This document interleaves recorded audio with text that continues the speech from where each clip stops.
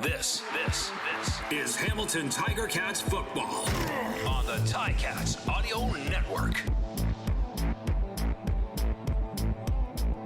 Tiger Cats, final road game of the regular season at BMO Field in Toronto, and it is a big one. Tiger Cats with a victory would clinch a home playoff berth and keep first place in the East Division alive. If the Argonauts win, they clinch first place in the East Division. So a lot on the line.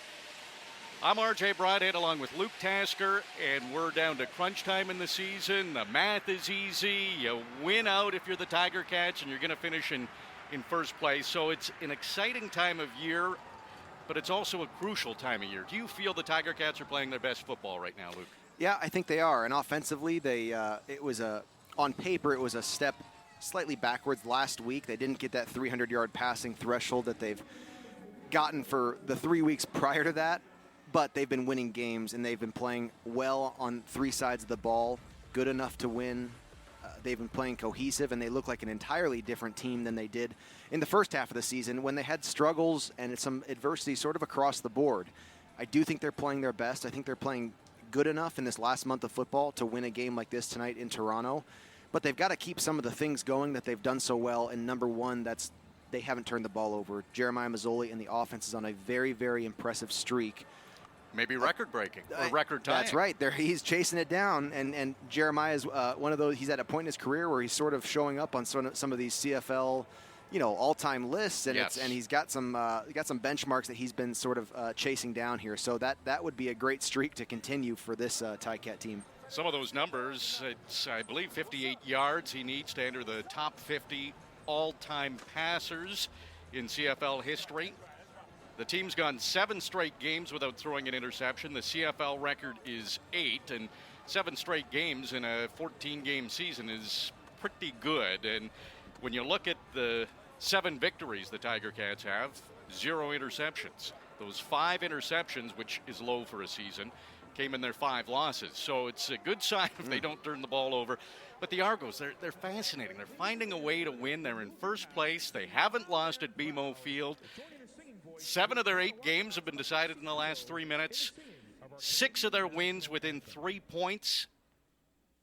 You have to think there's some luck involved, but you have to be really impressed with the fact that they're able to win these close games. I don't know what quite to make of it. I don't know which way to tell the story because you can kind of paint it both ways. Yeah. You said it. 7 games have been decided in the last 3 minutes, but they're 7-0 in those games. Yeah. And you look at that stat for every other team, and it's sort of split. They have wins and losses for those games decided in the last 3 minutes. The Toronto, every time it's come down to an end of game, they've found a way to win. So yeah, you could paint the story that they could have lost all those games. Something they didn't play great, they didn't blow teams out. They none of that. Or you could paint the story they're just finding ways to get it done when it's on the line. Hamilton.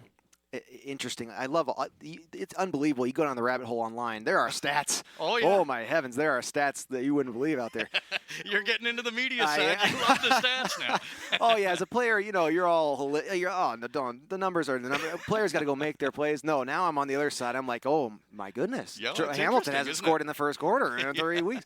But Hamilton hasn't won a game yet this season if they've been trailing at the end of a quarter. Not once. And you look at that stat for Toronto, and they love winning games if they've trailed. They've just found different ways to do it, and it's been very, very different than the wins that Hamilton has collected. To be 8-0 and to have scored less points than your opponents have, I don't even know I don't know how they did that. 22 fewer points they've scored than their opponents, and they're 8-4 and a division leader, have a chance to clinch the East Division.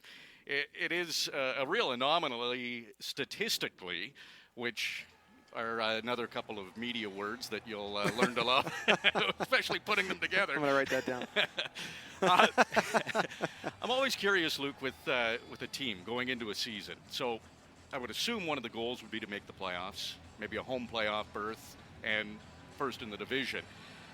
Are those goals set out at the start of the year, or are they set when you got to get close to accomplishing them? Yeah, it is a benchmark to hit, right? But I can tell you right now, Orlando Steinauer put up a picture of the Grey Cup in the first day of training camp. Okay. So that is what they're focused on. But then you break it down into the day-to-day routine. And from the start of this year, Coach O has a climb the mountain analogy for the season, and you always have that peak in mind, that Grey Cup, that championship, but you got to celebrate those checkpoints as well. And they clinched playoffs last week. They have a chance to clinch a home playoff game, not necessarily first in the East, but they have a chance to get another game in Tim Hortons Field at least this year. And so, yeah, it's another box to check on your pathway to the most important, check box. The 5 interceptions the Tiger Cats have thrown this year, 4 of them came in those first 2 games that did not go well for the Tiger Cats. There was a lot of talk going into that first bye week, and Tiger Cats have been pretty good. A couple of heartbreaking losses, one to the Argos, one to Montreal mixed in there, but they're on a 3-game winning streak for the first time this season. The 5th interception was thrown against Toronto. So the last team to have an interception against the Tiger Cats were the Argonauts. That was Enoch Mwamba, the middle linebacker who had that interception. So it'll be interesting tonight to see what happens with these 2 teams. It's 11 degrees, feels like about 8 degrees Celsius. There is some light rain at BMO Field in Toronto, so maybe the conditions might be a little bit tricky on the natural grass field at BMO. Had you played there when it's been wet? It's, I can't even remember a cold game there. I remember playing there in summer constantly. We definitely had a rain game there, and we just took the handoff there from Courtney Steven from the pregame, and I remember coming off the field at one time at BMO and having dived into the end zone for a touchdown. It was great. Yeah. But I came off, and Courtney Steven, I remember him going, "You wish you didn't dive, don't you?" Because you hit the cement turf, and you get scratched, and it's rock hard. And so I definitely had a rain game there that I remember, and sliding across that hard turf. But it's going to be interesting to see how if we can get a sense for guys struggling with the surface and with the elements and or just with the cold of the ground. I remember a game at BMO where getting tackled on the field and making what looked like a crater in the field just with a soft area of grass, and I remember they patched it. They put at a commercial break, they brought a crew out to patch the grass, so it's different. It's the only place where you get that experience in the CFL now, and it is a cool part of the game to have the grass surface. It is interesting from our perspective. The soccer lines are still on the field, and midfield for soccer looks like it'll be at the Hamilton 40 5.5 or 47.5 yard line. So they've got a line right through the middle of the field, and of course the crease for the soccer goal is there as well. So the box, the scoring area, as they say. The Argonauts have won 2 in a row, 5 straight at home, have not lost at home. And the Tiger Cats trying for a 4th straight victory. The Tiger Cats will receive to begin their final road game of the regular season, and it might be their final road game of the season. If they can clinch a home playoff date and maybe make it to the Grey Cup. We all know where the Grey Cup is. It's at Tim Hortons Field, and the Tiger Cats would love to be in it. So a lot on the line tonight between these East Division rivals. Argos in their pale blue pants, dark blue tops, and the Tiger Cats white tops, black pants. Incidentally, they haven't won in this uniform combination. Brandon Banks on the return, and the ball came loose as he was brought down, but he was already down. So the Tiger Cats will start. Not great field position to start, Luke. They'll start from their own 15-yard line. Well, that is not going to be the last time Boris Beatty makes his mark on the game tonight. He's been very, very effective, and that kick, he put it right, made Speedy B back up to field the kick, and Speedy B got it out to the 15-yard line. Tough starting position here to begin this game. No Frankie Williams again. He's on the 6-game injured list. Brandon Banks with a reception would make it 53 consecutive games with a catch. And Jeremiah Masoli going deep immediately, and he was hoping to connect with Tim White, but Treston Deku was right there, and he might have had the better chance to come up with the ball. Nobody did. It's incomplete, and there is a flag on the play, and Jeremiah Masoli's indicating it's against Toronto. What I like about that play, well, first of all, offside, Toronto. 5-yard penalty, repeat, first down. Great, take a freebie, take a free shot downfield for play one. love the play call. Start off with Jeremiah Mazzoli taking a shot downfield. To be honest, it was not a great, not a high probability catch there, but taking a shot downfield and promising that Jeremiah had a lot of time standing back there in the pocket. So 1st and 5 for the Tiger Cats. They're on their own 20. First possession of the game. It's a handoff to Sean Thomas Erlington, and he'll carry a couple of Argos with him up to the 25-yard line and be very close to the first down. Good to see Sean Thomas Erlington out there. He's had been on and off the field throughout the year with injuries, but they've had just a dynamic run game with the combination of Sean Thomas Erlington and Don Jackson, who suffered an injury, unable to make the lineup tonight. But I expect to see a good balance like we've seen the past couple weeks with Sean Thomas Erlington playing an important role in the offensive attack tonight. Don Jackson spoke with the media prior to his injury in practice. What an engaging man, a great speaker, great running back, so hopefully he's back soon. It was a first down for the Tiger Cats. It's another handoff here to Sean Thomas Erlington. Looks like another 5 yards on that carry. Great run, and I just always am thinking Sean Thomas Erlington is going to be tackled, and he always getting 2 yards more than I thought he was going to get. Yeah. Great, he's low to the ground. He's just got that last-minute spin move that just adds 2 yards to every gain, and 2nd and 5 is a comfortable place if you can continue to do that throughout the night. Looks like the Tiger Cats trying to establish the run early on. Good positive yardage for Sean Thomas Erlington on back-to-back carries. 2nd and 5 from their own 30. Mazzoli passes complete to Stephen Dunbar Jr., who gets up past the 40-yard line. It's a first down for the Tiger Cats. Really unique setup there. A lot of motion in the backfield before the snap of the ball, and the Ticats sort of came out into what ended up being sort of a cluster on both sides of the ball with a couple low options for Jeremiah Mazzoli and a really quick release for a nice first down. This is a great way to start the game, control the clock, and move the ball down the field consistently. A lot of deception with this offense of the Tiger Cats. Cover 0 looks like from the Argonauts. They're going to bring it after Mazzoli, and he's going to go deep. Mazzoli looking for his target. Oh. It's Jalen Acklin, and that goes incomplete. You're right. They brought cover 0 right off the bat. They showed it right away. They brought the blitz. It's a common field zone where a team wants to put a drive on its heels by surprising with a cover 0 blitz. Jeremiah got the ball off nicely, and I don't know if it looked to me like maybe Jalen Acklin didn't expect that to happen, or there was some sort of miscommunication on the route, but a bit of maybe a missed opportunity there. It really wasn't close to him. Now 2nd and 10. Tiger Cats started this drive on their own 15. They're up to their own 40. Big second down here. Jeremiah Mazzoli banks up 5 yards. Now he's throwing again, this time to the left, and it's out of the reach of Brandon Banks. Again, not close, incomplete, and the Tiger Cats will have to punt on their first possession. Yeah, hard to say what's going on. I think Jeremiah probably overthrew 2 or 3 of the balls on that drive.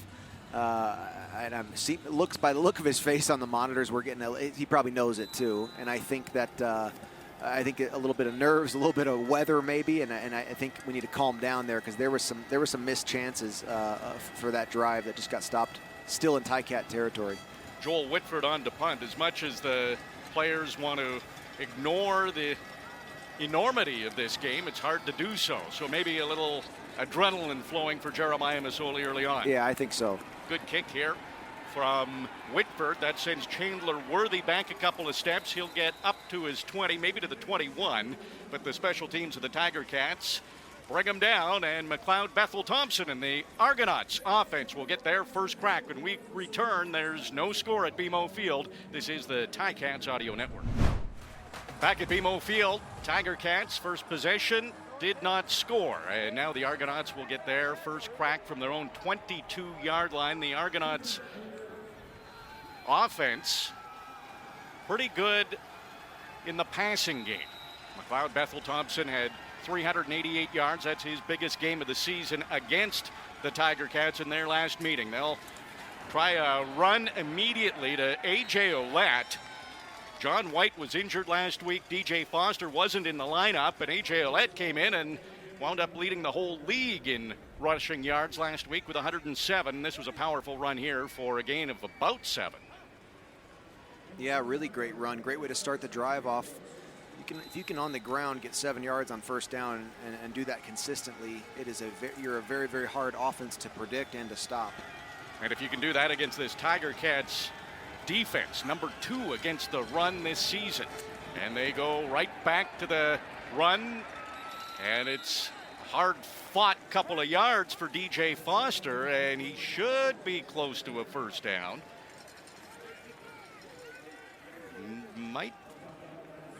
Are they going to move the sticks or not? There they go. So it is by just inches a first down for the Argonauts on a couple of runs to begin this drive. Now up on their own 32-yard line. McLeod Bethel Thompson with 3 receivers to the short side of the field. A quick pass complete just shy of the 40-yard line to Curly Gittins Jr. Looks like they're going to establish a little pace here, mixing in huddles and no huddles. And, you know, I think it's difficult. This is how BC had success last week in an offensive attack against Hamilton. Just those short passes and just taking what was given to them, taking the quick answer and maintaining possession of the ball. Back to the ground go the Argos, and this time Dylan Wynn is there, Julian Hauser's there, Jovan Santos Knox is there. And they don't allow very much for that run, and that will bring on the punting unit for the Argos.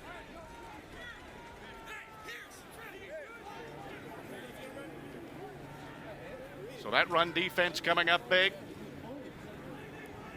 Boris Beatty back on his own 25-yard line to kick. Brandon Banks, he drifts over to the far sideline, and as he catches it, his momentum takes him out of bounds. So a good kick by Boris Beatty, and the Tiger Cats will begin their next drive inside their own 30-yard line. Jeremiah Masoli in the offense coming on the field. No score yet in Toronto. The rain is coming down in Toronto, and it seems to be getting quite a bit heavier, so that'll add to the challenges. Tiger Cats had a rainy game earlier this year. That was a visit to Ottawa, went pretty well. They won that game 24-7, so we'll see if that rain continues in the favor of the Tiger Cats. Not much for the offenses so far. Second possession of the game for the Tiger Cats. 4 receivers to the field side, and a long throw up the middle. He had Jackson Bennett. It was in his hands, and it popped out. It's incomplete. That might have been caused by a slippery ball in the rain or maybe some water in the eyes, but it was in his hands for a moment. And, you know, that's not a natural football movement for a running back. Downfield, trying to adjust to the ball, fading inside. Jeremiah made it a very, very easy, catchable ball, and boy, once the rain gets in your head with your hands and with the slipperiness of your gloves and the ball, it's really, really hard to get yourself back, mentally right and confident to catch the football. Jeremiah Masoli can't buy a break. Overthrew a couple in the first possession. This one was pretty good, not caught. Now he's scrambling, heading to his right, and he's got to throw this ball away. The pressure was coming from the Argonauts, and a quick 2-and-out here, this time for the Tiger Cats. Yeah, a little bit of a sputtering start to the game for the Hamilton offense, but it's an easier fix than if nothing's happening, right? Jeremiah maybe overthrows a couple. You've got a couple missed opportunities, and then, of course, a big drop that would have been an explosive pass play to Jackson Bennett. Yeah, easy fixes. A couple of those go right in these next drives, and you're back on track, but it's Toronto's turn to try to not make some mistakes here offensively. Joel Whitford on again, standing at his own 15-yard line to punt the ball. 2 possessions for the Tiger Cats, both resulting in punts. In the rain, you never know what's going to happen. Not terribly cold for November. 11 degrees, feels like about 8. And a fairly short kick. Chandler Worthy came in, and he takes it across the 50-yard line, just short of midfield. So the Argonauts are going to have good field position when we come back. Still 0-0 between the Ticats and the Argonauts on the Ticats Audio Network. Big game at BMO Field. Tiger Cats, if they can win Not only would it be the first loss for the Argonauts at home, but it would clinch the Tiger Cats a home playoff berth and keep first place in the East Division alive. Not much happening offensively for either team yet. Argonauts' second possession and a quick pass from McLeod Bethel Thompson. That's complete to Chandler Worthy, who's been busy returning kicks and now catching passes, and he's got that into Hamilton territory. Right now, first points are still to be scored by a team, and the battle is just who's winning the field position. And right now, that's Toronto. They get a start on this drive just shy of center field after what looked like a Joel Whitford punt that might have been batted down by some wind or rain. But you know, that's how we're keeping score right now. Yeah. How far can a team move the ball down the field and eat up some clock? And Toronto across center field for the first time by either offense tonight. On the Hamilton 49, and it's a handoff, and Jovan Santos Knox and Cam Kelly were right there, and that is going to be a loss for the Argos on that one. They had a gain of 7 or 8 on their first down, and this will bring them back almost to their original line of scrimmage. Yeah, you said it. The run defense by Hamilton continues to just be so impressive. No huddle punt tonight from Toronto twice now. Boris Beatty almost in his range. He's hit 6 field goals, 50-plus yards, but that was a big defensive play to push the Argonauts back, forced them to punt, and Speedy B brought the return past the 15. So again, Tiger Cats starting inside their own 20 when we come back on the Ticats Audio Network. 6:24 to go in the opening quarter, and it has been all defense so far in this game. No score between the Tiger Cats and the Argonauts. A lot on the line. The Tiger Cats were very careful coming into this game, saying it's the next game, so it's our next important game. The Argonauts, they weren't pulling any punches. They were saying this is by far the most important game of the year. We need to win this one. So two different mindsets. Yeah. Clearly the same goal of getting a victory. Tiger Cats beginning this drive from their 17-yard line. 4 receivers to the field side, and Jeremiah Masoli keeps, and he's got an opening. He's up past the 35, and Argos finally catch him just short of the 40-yard line. And Ryan Dinwiddie, the head coach of the Toronto Argonauts, said if Masoli's able to run, we're in trouble. That was a big run, 21 yards. Excellent run, an explosive run play from Jeremiah, and I got to tell you, he looked pretty fast. He did. That was a called quarterback run, and I think it's a great play call. The pass game is struggling right now. There's a lot of rain, and you get Jeremiah involved in a positive way. And gets them away from their goal line. Pass out to Sean Thomas Erlington, and there he is again. Luke looked like he was going to have a loss, but he maybe got a minimal gain after a second effort. Looked like Shaq Richardson. Boundary half, running it up for a really, really nice open field tackle. You know, that running back bubble to the boundary side, it's a lot of lateral work before the ball gets downfield, and that's an example of a halfback seeing that quickly enough and making a zero gain play. Hamilton on their own 38-yard line, 2nd and 10, so they're saying he didn't even get a full yard. Masoli, he's been going deep a lot, and he's got a receiver. It's Jalen Acklin, who was watching that ball and just couldn't catch up to it. Over his head, incomplete. The Tiger Cats have tried to go deep quite a few times already in this game. Yeah, without really, success. Without success, there's some weather playing a factor out there, but you know, it's a game of just inches and slight edges, and each of these throws has just been just barely a little too long for the intended receiver. They've been open, though. They've got behind that Toronto secondary. There's been some really great advantages, concepts that have been shaping up nicely, but slight misses. Joel Whitford hoping for a better punt this time. Looks like it is. Chandler Worthy takes it just inside his 25, and he was down, got back up, but he was originally down just inside the 30, so a good job by the special teams again by the Tiger Cats. Yeah, Nico Kalinic just had really, really impressive rookie season in 19, and the kind of guy who they just count on to do all sorts of things, you know, and he's going to play special teams, and he might score a touchdown on offense, and you never know if he's going to, be a receiver that night, and he ran down the field and made an explosive tackle. Just an impactful player all around. Big guy, great on offense, and he's contributing on special teams. 50-yard punt from Whitford, 8-yard return, and the Argonauts go back to work. McLeod Bethel Thompson looked to his right, nobody there, and threw up the middle in the vicinity of Ricky Collins Jr., his favorite target this season, but it's incomplete. Yeah, both quarterbacks are struggling a little bit with accuracy and with the timing in the pass game tonight, and mixed results in the run game as well. So far, this has been a defensive battle, and Ticats, just with that last drive and punt, took back a little bit of the field position as they battled for who owns more of the field. Argonauts inside their own 30 on their 29-yard line, 2nd and 10. McLeod Bethel Thompson, 3 receivers to the field side. It's a quick pass over the middle and complete. And a big gain for DeVaris Daniels, 17 yards, and that will get a first down for the Argonauts, and now they're getting close to midfield. Yeah, that was a great look by McLeod Bethel Thompson.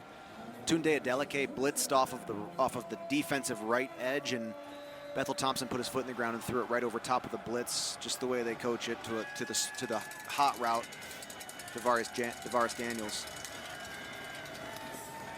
Here's Chandler Worthy, another quick pass from McLeod Bethel Thompson, and gain of looks like maybe about 8 yards right up to midfield now for the Argonauts.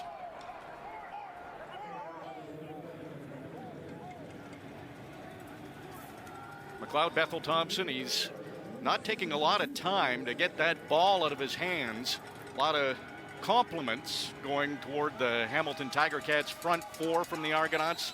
They know they can put pressure on the quarterback, but they have not had an opportunity. He's been getting rid of the ball quickly. Another run here for Toronto, and right into the pile. Yeah, I don't think he got that first down. No. Second and a long 2 yards. A.J. Ouellette had the handoff. Yeah, it looks like they'll be, what do you think, Luke, half a yard? Yeah, a tight 1 yard, but they're gonna. I would imagine they're gonna give this the sneak here. It looks like they are.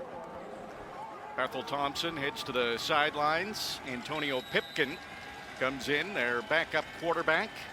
He'll do the short yardage. So little less than a yard here for the Argonauts on 3rd down on the Hamilton 54-yard line. Pipkin under center. Oh boy, he needed that second effort. He didn't need much to get the first down, and he didn't get much. It was a really, really good stop there by the Hamilton defense, but I do think it was they're going to give him that first.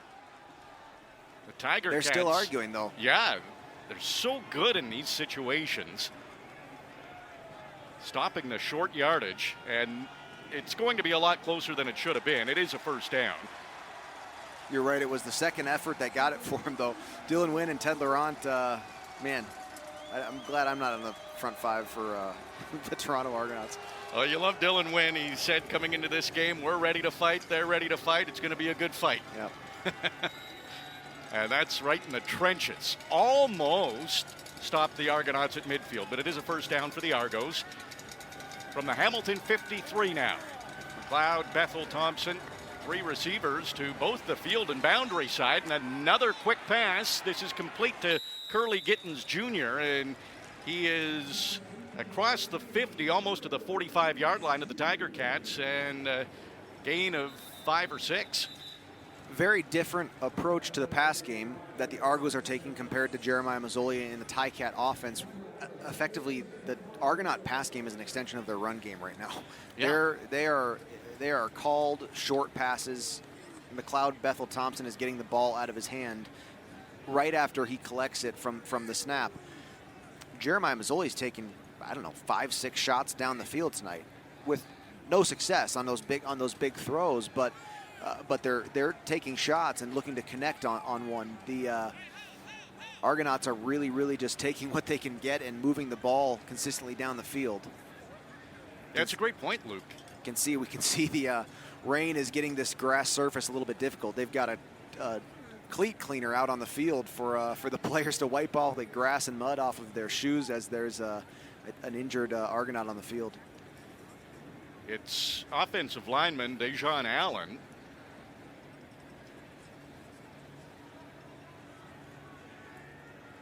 He's the starting left tackle of the Argonauts, and it looked like the pack trying to tackle Curly Gittens Jr. kind of came up behind him, and he didn't see them coming and rolled up on his leg. So he's still on the field, getting looked at by the Argonauts training staff.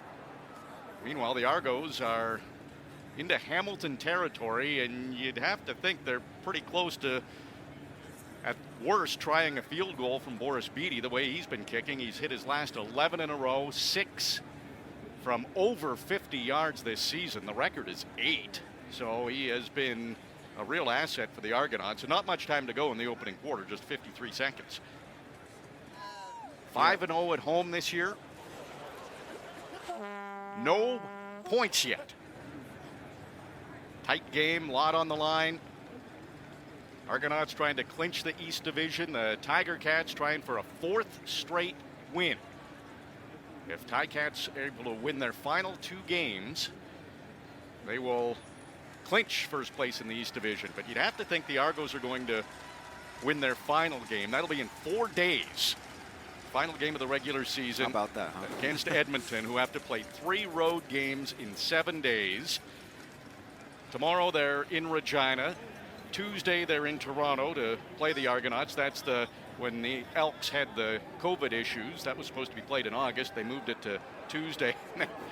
They have to go all the way to BC to finish their season, and that game might not mean anything by that time. Every season's different, but that's some adversity at the end of the season there, which really you can imagine how valuable that bye week would be to the Argonauts in their eyes, and a chance to clinch that tonight with a victory and give them a week of rest that otherwise will be a stretch of games that should prove challenging physically for them. Dejon Allen able to get off gingerly under his own power. Meanwhile, it's 2nd and 5 here for the Argonauts from the Hamilton 45. McLeod Bethel Thompson, a pass over the middle, it's picked off. Intercepted by Cariel Brooks, who continues to lead the way in interceptions. That's a big play as the Argonauts were getting into field goal range.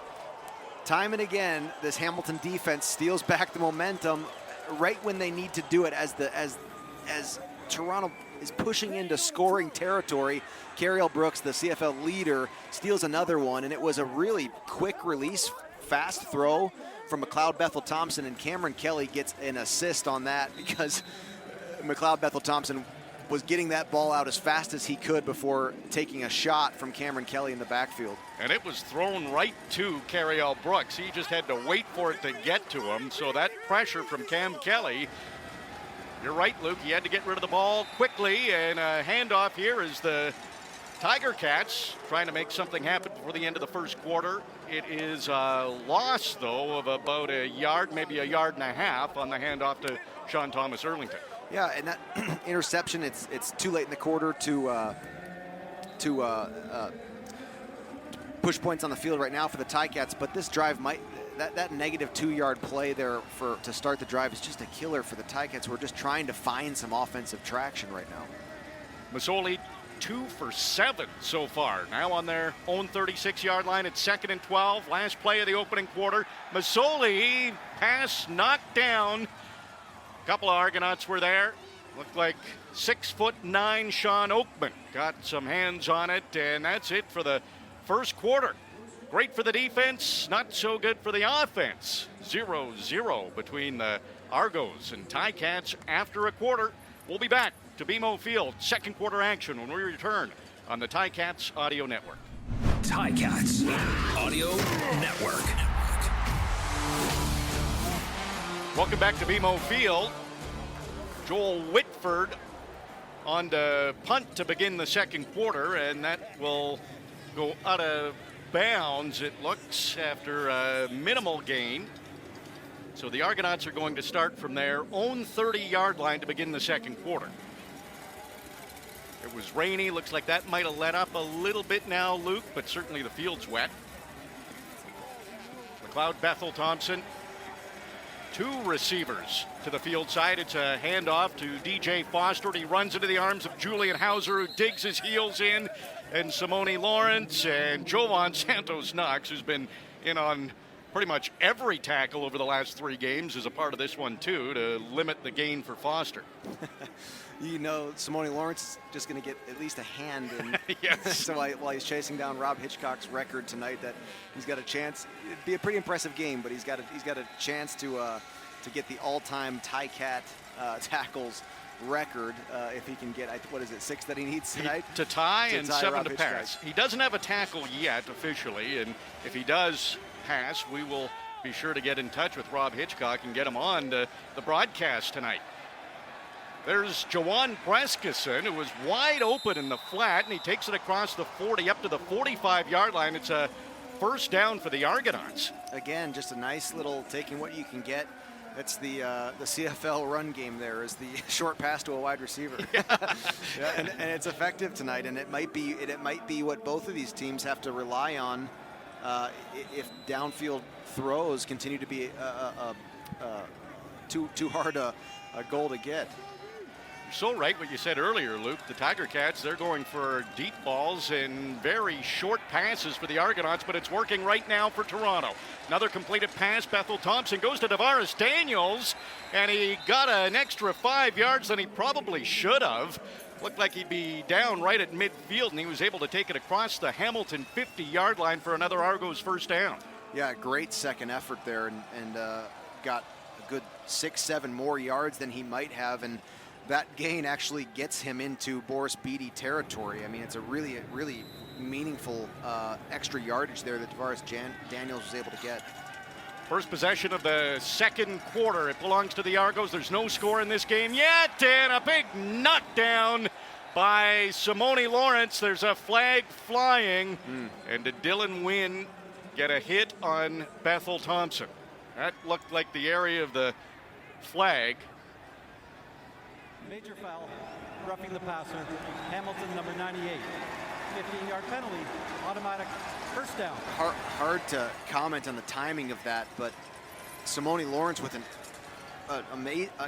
unbelievably athletic play to bat the ball out of the air as he rushed Bethel Thompson. Getting another look at it, there was not much time to pull off of that hit. You can't really blame Dylan Wynn for that. His head was down, approaching McLeod Bethel Thompson, and they're going to call that in this time of the year, and in the state of the CFL, they're going to give the benefit of the doubt to the quarterback in that situation. Argonauts from their own 33. Bethel Thompson back to pass, complete to Tavares Daniels. Another big gain for Toronto. He's inside the Hamilton 20-yard line. Another first down, Argonauts. They're well within Boris Beatty range. No points have been scored in this game yet. Fresh set of downs from the Hamilton 19-yard line. Toronto started on their own 30. 4 plays, 62 yards. Handoff to DJ Foster, and he was hit immediately and then battled for maybe a yard and a half. Simone Lawrence looked like he was in on that tackle. Really impressive drive they've pieced together here, but that stop by the Ticats defense on that first down, really valuable. This 2nd and 10 is a huge chance for Toronto. A field goal's all but guaranteed at this point on the field position. You're trying to hold them to 3. That stop on first down is valuable. So no gain for Foster on the Hamilton 19, 2nd and 10. McLeod, Bethel Thompson. The pressure's coming from the Tiger Cats. He's going for the end zone. Knocked away by Desmond Lawrence, intended for Tavares Daniels. A great defensive play by Des Lawrence. He's had a few of those lately for the Tiger Cats. This was a big one to stop a touchdown. Again, just great pass coverage by the Ticat secondary, but the rush gets the assist, and McLeod Bethel Thompson had no more time, had to either get rid of the ball or take a sack. Put the ball in a decent position to allow for a play to be made, but Des Lawrence able to get his head around and break that pass up and hold this drive to a Boris Beatty field goal. Boris Beatty, he's been automatic. He's hit his last 11 in a row. This one's from 26 yards. There's the snap, the hold, the kick, and it's good. So that's 12 straight successful field goals for Boris Beatty, and the Argonauts score first. They're 7-1 this season when they score first. It's 3-0. Argonauts lead the Ticats. 10 minutes, 39 seconds remain in the opening half. Argonauts lead the Tiger Cats 3-0. A good drive for McLeod, Bethel, Thompson, and the Argos. Boris Beatty finished it off with a 26-yard field goal. Now the Tiger Cats trying to go to work. Jeremiah Masoli, who's been red hot lately, just 2 for 8 in the game for 10 yards passing. Empty backfield, Masoli. Quick pass complete to Brandon Banks. He's across the 40 up to the 45, and he's forced out of bounds, and that is a 53rd straight game with a reception for Brandon Banks, and this one is a first down for the Tiger Cats. And a great second effort by Speedy B. Kind of got his arm tangled up, and you never know. He's not the heaviest guy. He could get pulled to the ground, but he's able to rip that back and get an extra 4 or 5 yards for the first down. The lightest on the Tiger Cats, also the shortest. And the fastest. And the fastest, yeah. So if you're going to be the latest and the shortest, it's good to be the fastest. Play action here from Masoli. He's going deep again.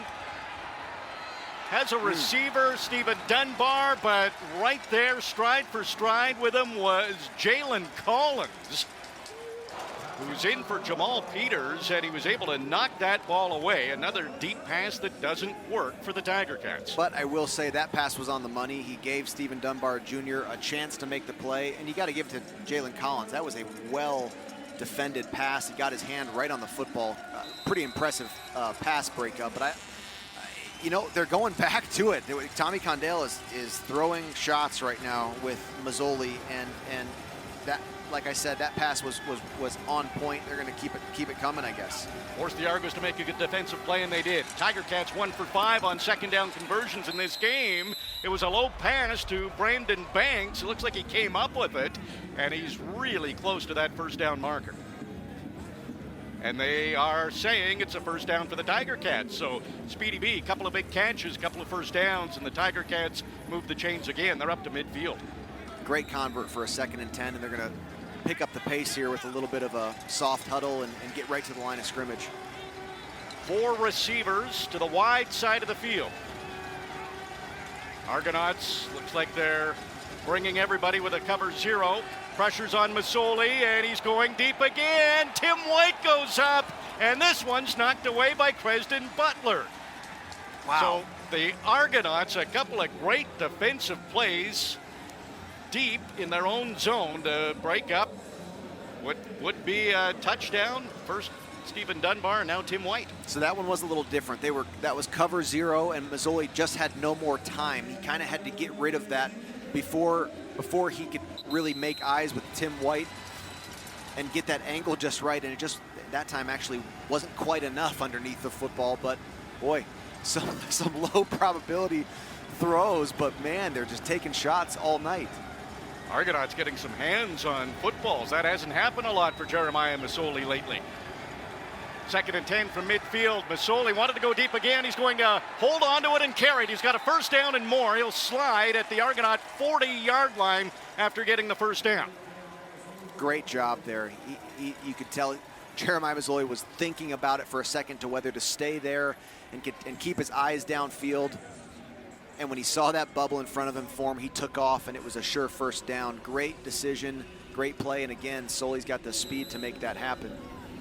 It's smart to do the slide after he got the first down. We've seen him in the last couple of games be willing to take some hits.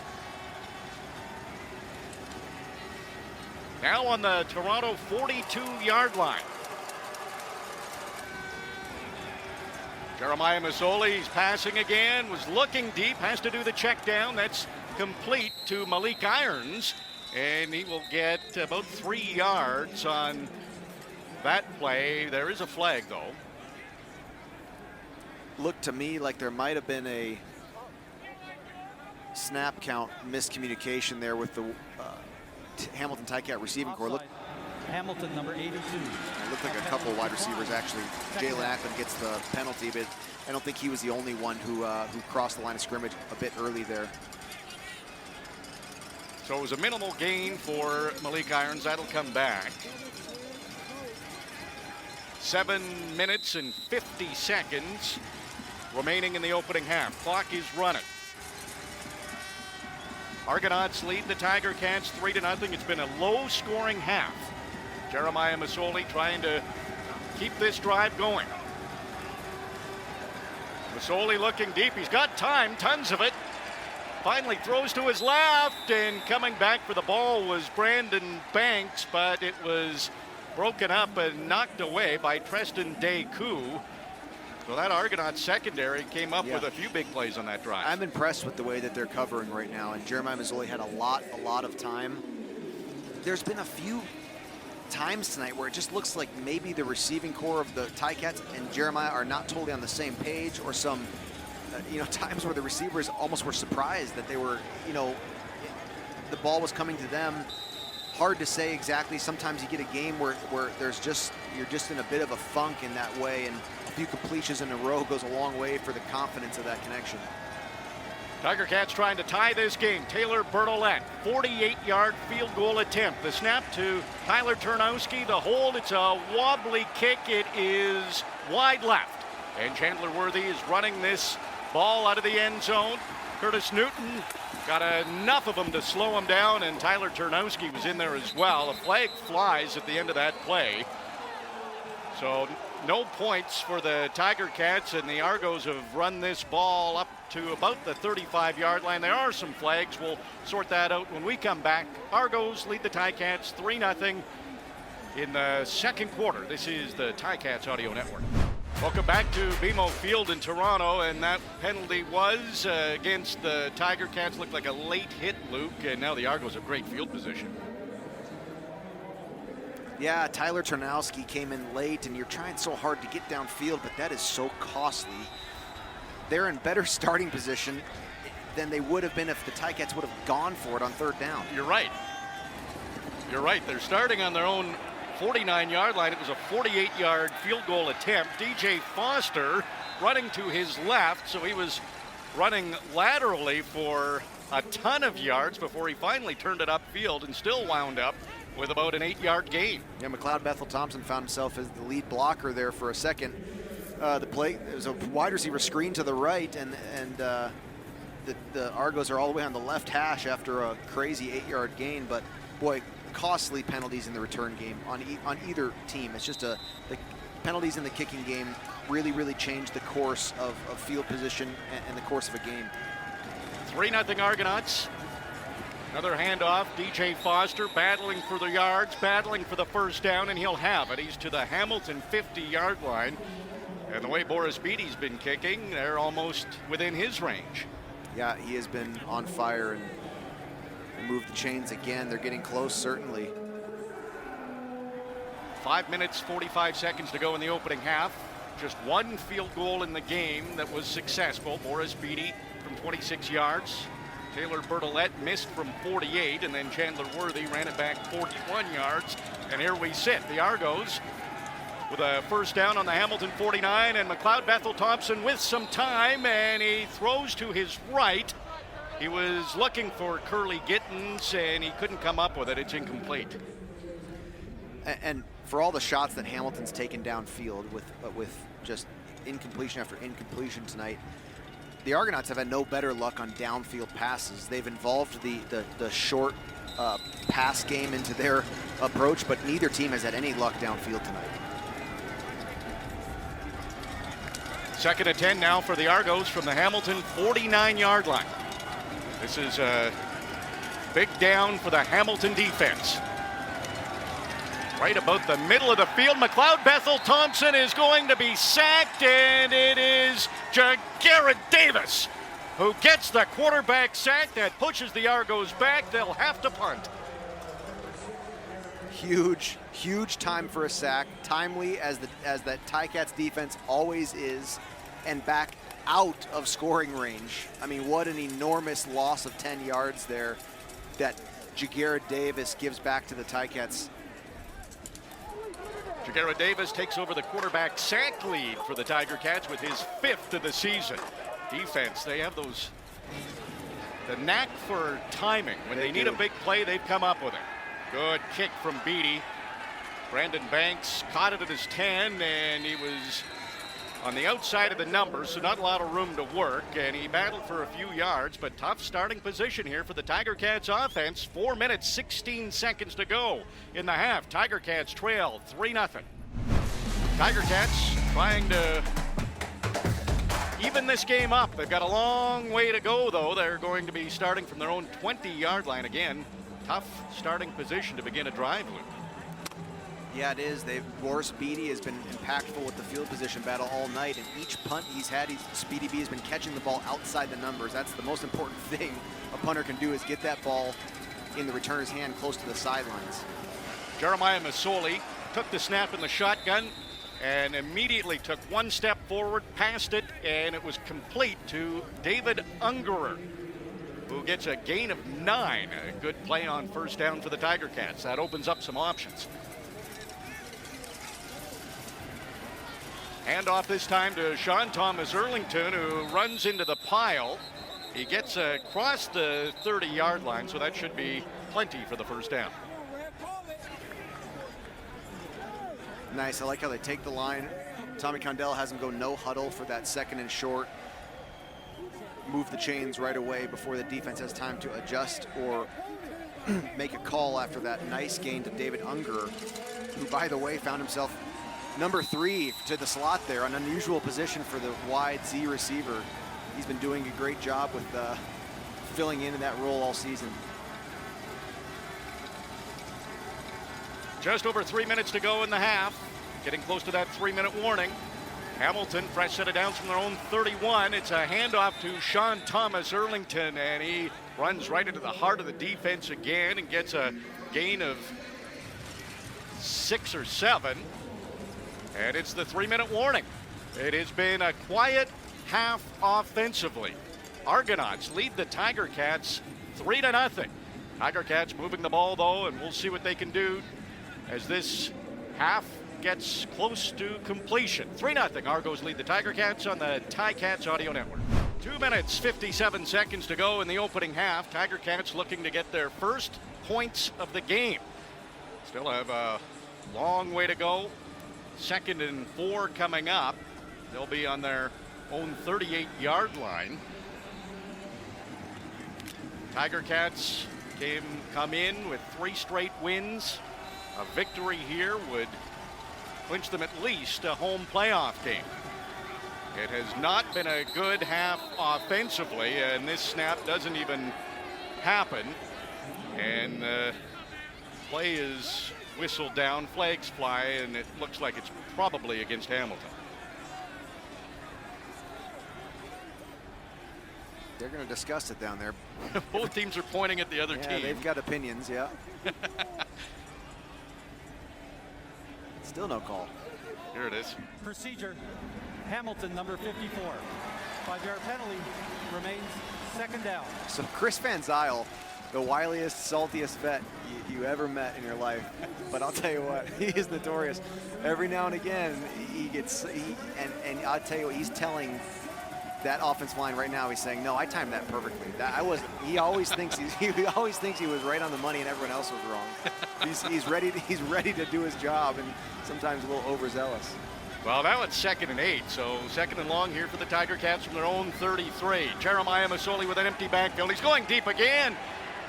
Tim White heading back, and Tim White makes the defensive play. Treston Deku had it in his hands. The interception streak was almost over. He had it, and Tim White knocked it away. Yeah, Tim White, great job of playing defense there, but injured Argo on the field there, and looked like his head maybe hit the ground with some violence. Tim White had to change play defense there for a second to avoid the interception. That's now 160 pass attempts for Jeremiah Masoli without an interception, but his completions have been lacking a little bit in this first half. Just 6 completions on 16 attempts. He's coming off of 4 games with 70% completion percentage or better.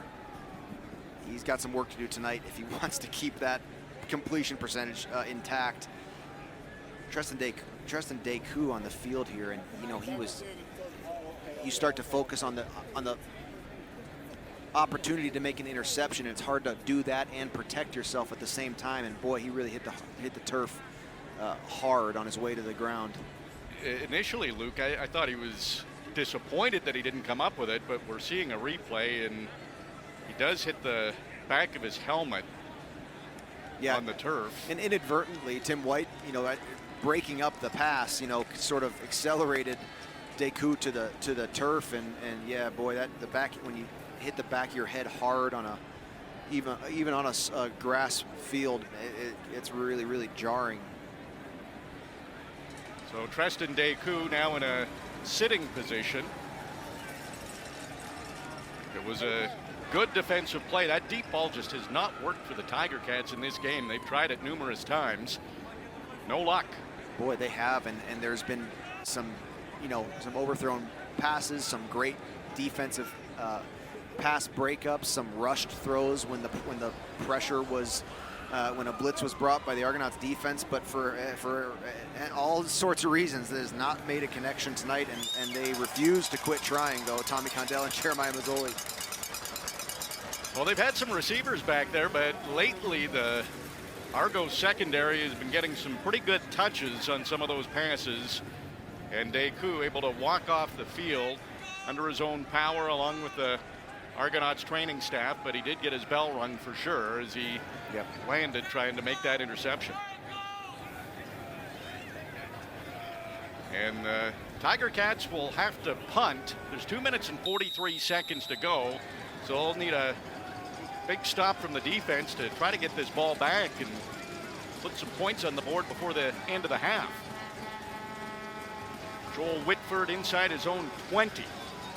And he'll be into the wind with this kick. Chandler Worthy standing at almost his own 40-yard line. And he'll catch it at the 39, get across the 40.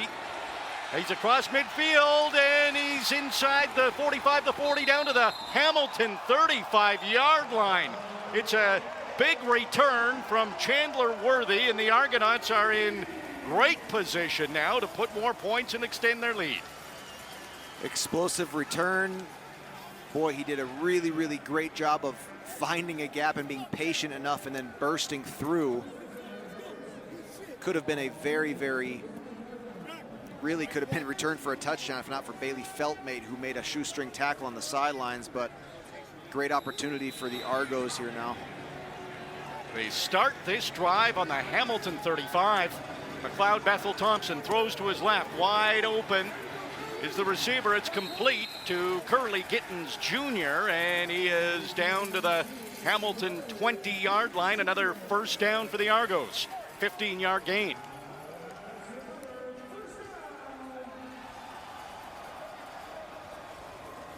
So the Argos, we know Boris Beatty has hit a dozen in a row. So if this defense can't create another turnover, they're going to get at least 3, the Argos. Hamilton's defense has had a knack for making the big play at an important moment. It's a handoff to DJ Foster, and he goes up the middle for a gain of 5 down to the Hamilton 15-yard line. You know, as a defense, one of the goals is 3 or turnover, and if they can make the stop here on this, what will be 2nd and 5 or 6 here, valuable play, and it's still, you know, not all is lost if they can at least hold Boris Beatty to 3 and keep it in a 1-score game. Hamilton has not been shut out in a half. McLeod Bethel Thompson, another completed pass. Tunde Adeleke, Julian Hauser there to bring down Ricky Collins Jr., but he is inside the 10. Looks like they're going to spot it at the 6-yard line.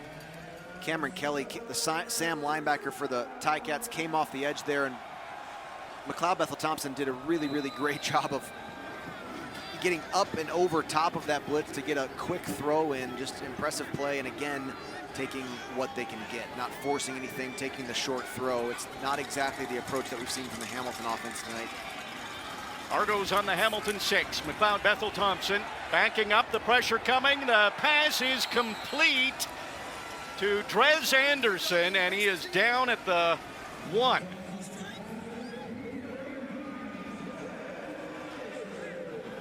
So Hamilton kept him out of the end zone, but the Argos are right there, a yard away. Minute 38 left in the half, too. Like, they're going to get another chance to drive the ball down the field. They just have to find some offensive rhythm here. It's not a matter of the time left here with the CFL last 3 minutes, but boy, you can assume points by Toronto here, and to not get shut out in this half would be huge to get a little bit of momentum back going into the second half here tonight. Antonio Pipkin in short yardage. 2nd and goal on the Hamilton 1. He's under center. He's going to run to his left, and he's into the end zone. It's a touchdown for Pipkin, the backup quarterback of the Argos, and they extend their lead late in the opening half. And there's a late flag that came in. It looked around where the Argonauts were celebrating. Yeah, hard to say. It looked like the referee approached Jovan Santos Knox to almost like it appeared to stop him. This is going to be some sort of after the whistle unsportsmanlike type of call here, and boy, the last thing that the Ticats need right now is a costly penalty that would be applied on the kickoff if after the whistle. It's Pipkin's 4th touchdown of the season, tied for the Argos lead, and it's currently 9-0 Toronto with a convert remaining.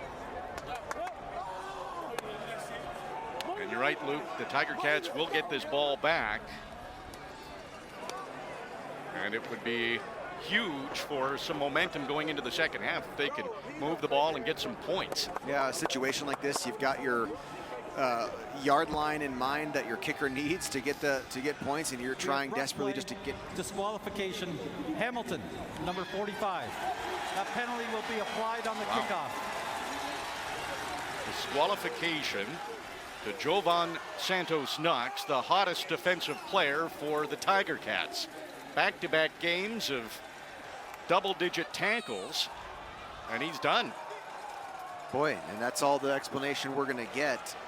This is probably may have to do with language. There are some stipulations as to things that can't be said on the field, and it gets emotions run hot, and you're not used to having, not used to having your language monitored like that. And so who knows what happened down there. This is the second time we've seen a Ticat get ejected from a game this year.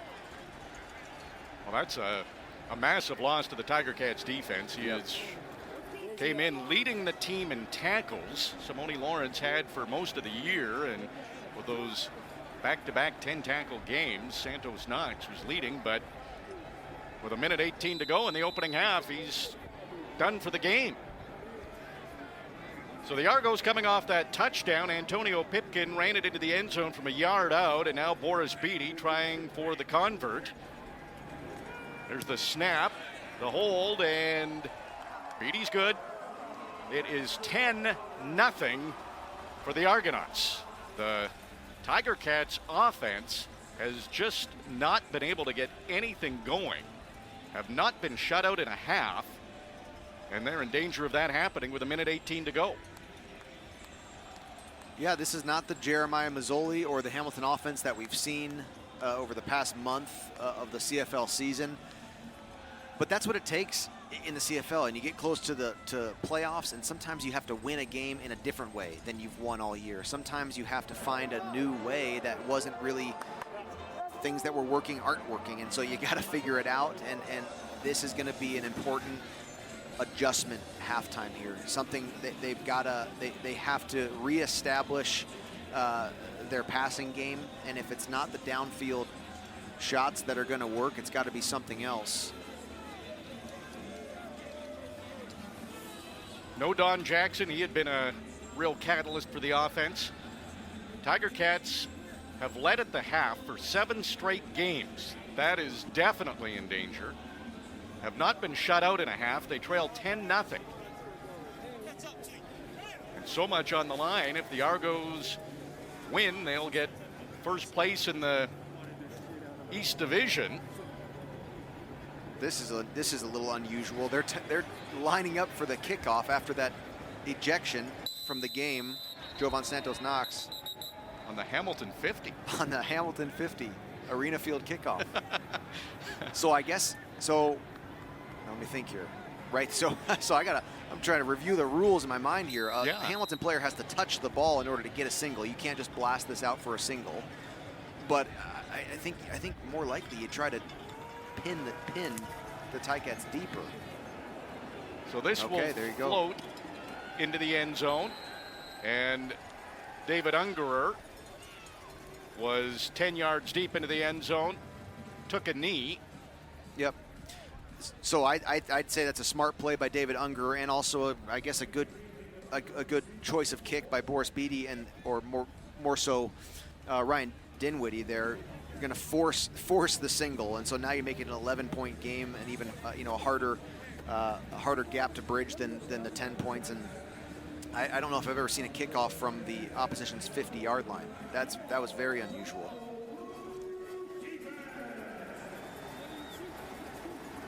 Should have tried an onside kick.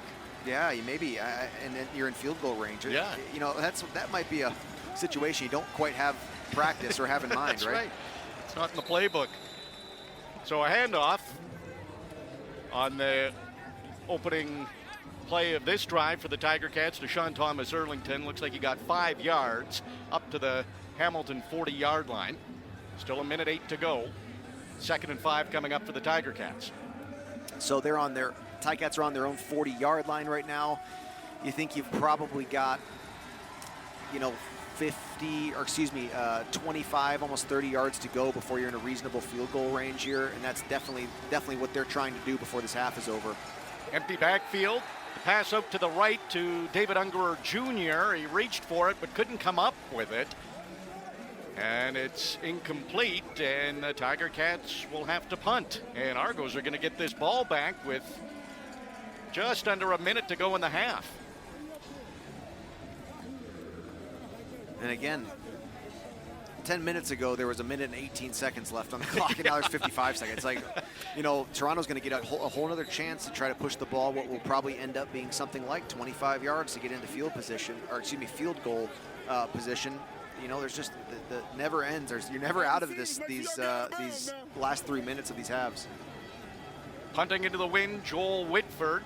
Chandler Worthy standing just outside his own 30-yard line. Pretty good kick by Whitford. That'll move Worthy back a couple of yards. Catches it at his 30. Makes a couple of moves. Heads to his right, and he's got an opening. He's up to the 50-yard line of the Argos. So with 40 seconds to go, a couple of first downs, and it could be more points for Toronto, who are starting with good field position again. Yeah, and that single from the strange kickoff after the disqualification, Jovan Santos Knox led to the single, and now Toronto's threatening already to get back into field goal range, which would make it a 14-point game, and 2 touchdowns needed, and would really create a mountain to climb to start the third quarter for the Ticats. So just to clear it up, we're hearing it was an elbow from Jovan Santos Knox that led to the disqualification. A completion for the Argonauts, and a big gain for Curly Gittins Jr. It's a first down and into Hamilton territory. The Argos' short pass game tonight has been very impressive.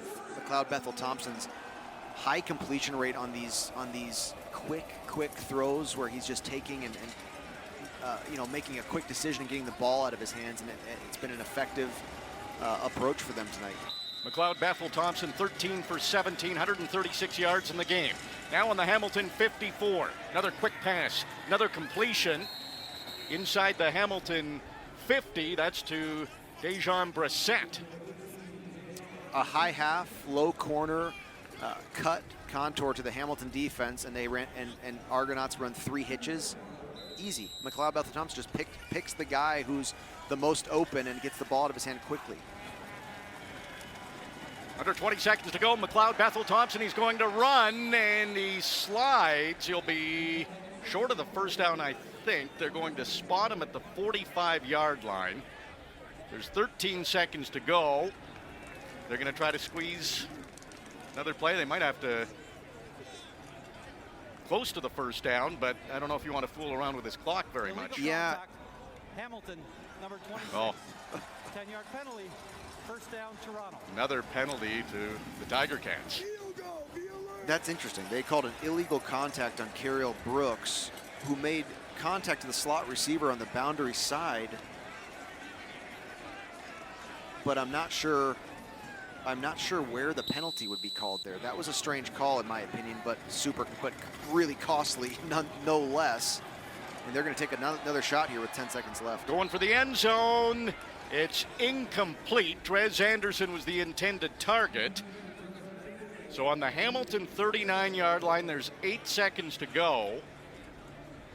Argos lead 11-0. I wouldn't be surprised if we see him take another shot. If Boris Beatty has a hash preference, which, to be honest, I doubt it. He's in his range securely. So I wouldn't be surprised if they take another shot here. 8 seconds left. They can probably get that at least worst case incomplete. On the left hash, a quick pass that gets him into the middle of the field to Ricky Collins Jr. And a few more yards, maybe like you said, Luke, a better position for Boris Beatty, and he'll come on to try to add to the Argos lead. Yeah, and this would be a huge field goal for them to get. That 14-point difference looks different and feels different than 11. And Boris Beatty has been almost guaranteed for the past month of football. He's hit 12 in a row.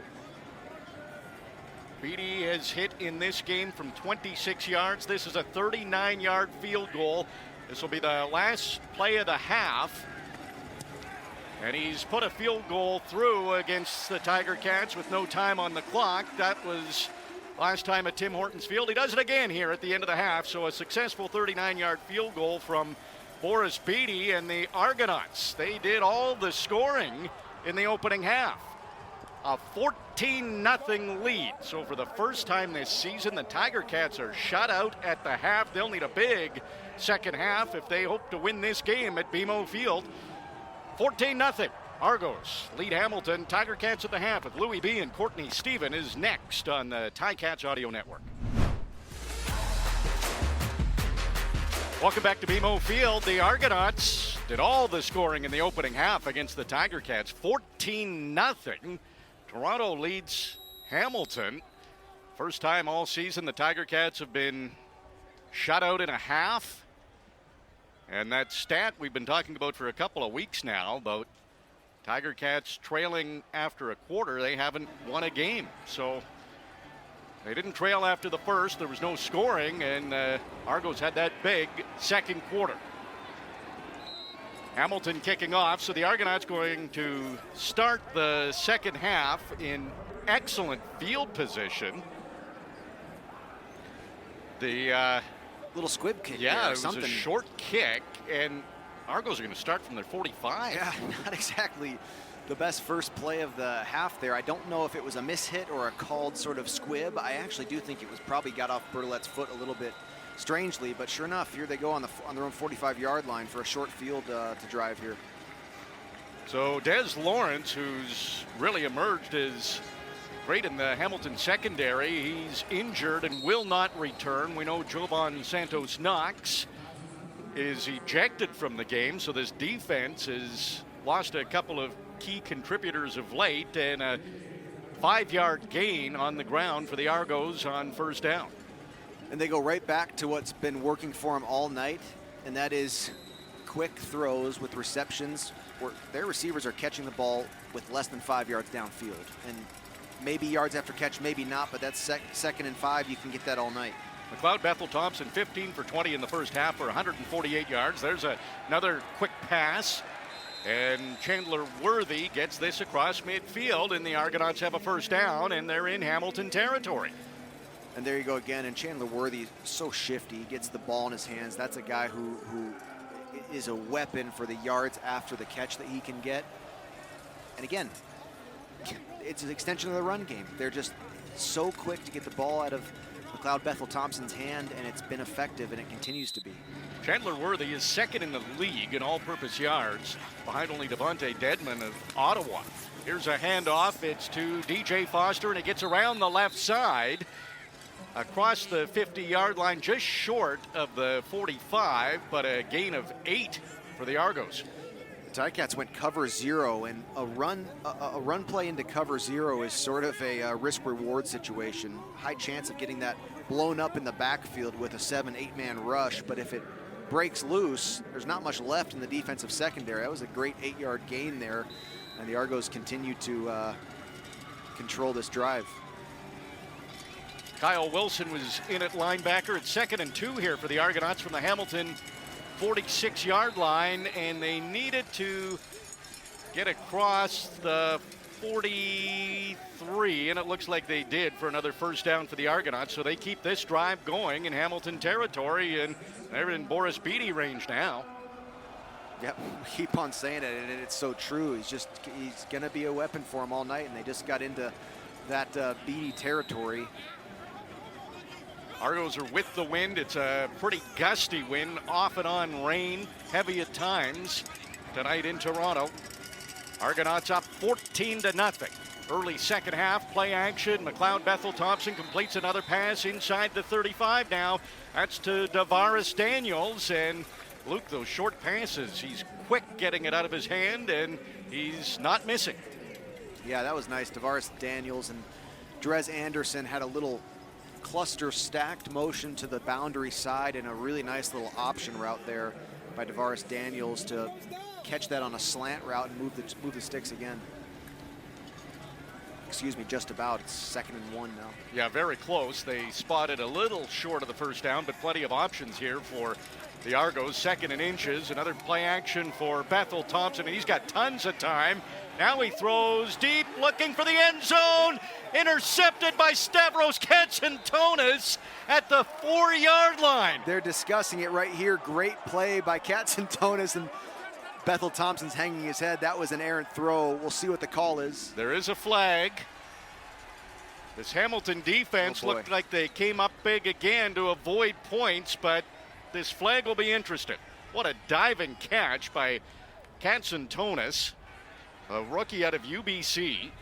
Yeah, having another look at it, I don't think there should be confusion. It's definitely a catch. His knee lands in bounds, but there's something in what was in the offensive backfield that they're discussing now, a penalty. The Argos offense hasn't left the field, so that's a bad sign for the Tiger Cats. Incomplete pass. We have 2 penalties on the play. Unnecessary roughness, Hamilton, number 95. Unnecessary roughness, Toronto, number 86. Offsetting penalties, repeat 2nd down. So after all that, repeat. Boy, things are not going Hamilton's way right now. So you get offsetting penalties and then replay the down. Interesting how that all shook down, but I thought that was a clean interception by Katsantonis. So they're saying incomplete. Oh, maybe the ball. Boy, that's, you got to slow that down a lot to see that ball hit the ground. Argos continue. It's a handoff to Foster, but this play is blown dead before. Might be a Coach O challenge here, I wonder. What do you think? Is he going to get this one again? Well, he's been pretty good. Yeah. He's 4 for 6 in challenges, and this is worth it because the Argonauts are. Hamilton is challenging the ruling of an incomplete pass. They believe it's an interception. This Argos are looking at points here. Exactly. This challenge is trying to keep points off a board directly almost. And, well, Toronto just lined up to run to get this first down. Again, they went back to a 2nd and 1 situation. We talked about it throughout the season. 2nd and 1, huge opportunity for an offense, and they went for the play there. We'll see if Coach O's challenge is correct here. They'll take a look at this. We'll take a quick break. It's 14-0 Argos. This is the Ticats Audio Network. So you haven't missed anything. They're still looking at this Stavros Katsantonis potential interception. I guess the The key is it was ruled an incomplete pass. Here's the call. Coach O, is he right on the challenge? We're going to find out momentarily. After review, the ruling on the field stands. Incomplete pass. Hamilton is charged with timeout and has no more challenges. Please reset the game. Referee Dave Foxcroft with the call. That was one of those, Luke, that it would have been tough to overturn either way, depending on what the call was on the field. So, unfortunately for the Tiger Cats, it was ruled an incomplete pass and not enough there to overrule it. I'd be careful right here if I was the Ticats defense, because I would take a shot right now. McLeod Bethel Thompson with his 2nd and 1. Early second half. They don't take a shot. They hand off to Foster. He needed to get past the 33-yard line. He certainly was brought back by the Hamilton defense, but where did his forward progress get him? And it looks like he has enough for the first down, and he does. There you go. Drive continues. This has been a very, very impressive first drive of the second half here, and less than 11 minutes left in the third quarter already. Yeah, the Argonauts with the wind. They lead 14-0, and they're looking at some more points coming up. Fresh set of downs from the Hamilton 32. Another handoff, not much there for Foster. He'll get close to the 30-yard line, gain of about 1 yard. Again, the defense is in that 3 or turnover mindset now, to force Boris Beatty back on the field and to keep this within reach. Really, really important. And you got to just buy time so that Hamilton offense can find some traction. 2nd and 8 from the Hamilton 30. Those short passes have worked for Bethel Thompson. It's another short pass, and it's complete to Curly Gittins Jr., and he's breaking tackles. Finally, it took 3 Tiger Cats, Hauser, Roll, and Simone Lawrence to bring him down, but he got to the 20-yard line, and it's another first down for Toronto. It's hard to make an adjustment against this quick pass game.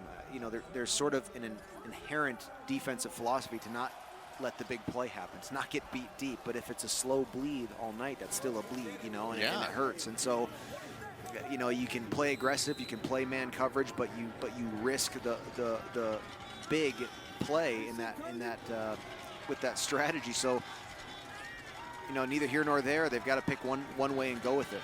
This drive taking almost 8 minutes off the clock, and this is a handoff straight up the middle to Foster. He's inside the 15-yard line. Gain of 5 or 6. Yeah, looking at a 2nd and 4 or 5 here on the Ticat 14-yard line. I would still expect to see some pressure here. This is a big second down. It's not all is lost yet. Holding them to 3 is still a great win for the Ticats defense on this after this long drive. McLeod Bethel Thompson's been able to move the ball. Empty backfield. Now he's under pressure. Drops back, and a little screen over the middle to Foster, and he's battling for extra yards. Cancentonis digs his heels in, but Foster gets down almost to the 5-yard line. That's enough for a first down. 1st and goal for the Argos now. Really a tough start to this third quarter, and you get a poorly hit kickoff and a great drive start for the Argos, and then this third quarter is just disappearing while the Ticats offense gets cold on the bench. It's hard to get momentum back when you can't see the field. Heard Tom Brady talk recently how the last 8 minutes of a half and the first 8 minutes of a half, if you can score late and get the ball early in the second half and score again, it's a big momentum swing. Yeah. And the Argonauts are in that position. Again to Foster, and he'll go ahead for a couple of yards down to the Hamilton 3.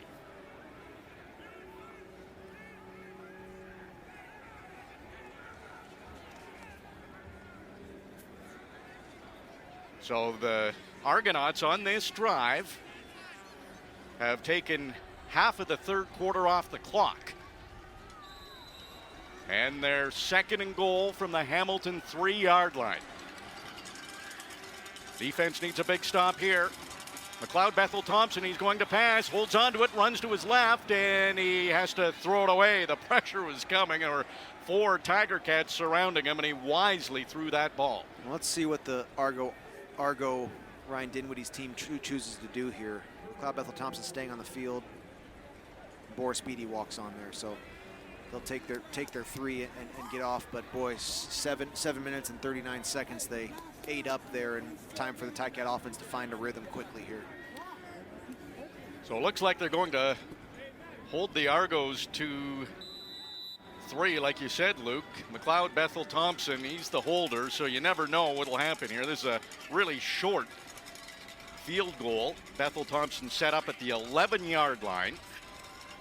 Beatty's 2 for 2 in the game, and little chip, no problem. Puts it through, and another field goal for Beatty, who has hit his last 14 field goals in a row. Argos add to their lead. They're now up 17-0, and we're already over halfway through the third quarter. This is the Ticats Audio Network. Welcome back to BMO Field in Toronto. It has been all Argonauts. They led 14-0 at the half. There's been one possession in the second half, and the Argonauts took almost 8 minutes off the clock, wound up with another field goal, and they lead 17-0. So with 7 minutes and 5 seconds to go in the third quarter, Hamilton gets its first possession of the second half. Jeremiah Masoli, not what he's been in the previous 4 games, just 6 for 17 for 40 yards. And here's a short pass to Tim White. Tim White did not have a completion, or a reception rather, in the opening half, which is surprising. He came in number 12 in the league and Hamilton's top receiver. Yeah, and I like the play call there. It's been a long time in actual time since Hamilton's offense has seen the field. And they're playing quick. Handoff goes to Malik Irons, and he's up across the 45-yard line for a Hamilton first down. Great. Move the chains up past their 45 now, and a little bit of breathing room. To be honest, it sounds negative, but to avoid a 2-and-out there is a little breath of fresh air, and see if you can create a little rhythm now. Exactly. The Argos have had the ball for so long. Defense needs a rest, and the offense needs to put some points on the board. Haven't scored in the game.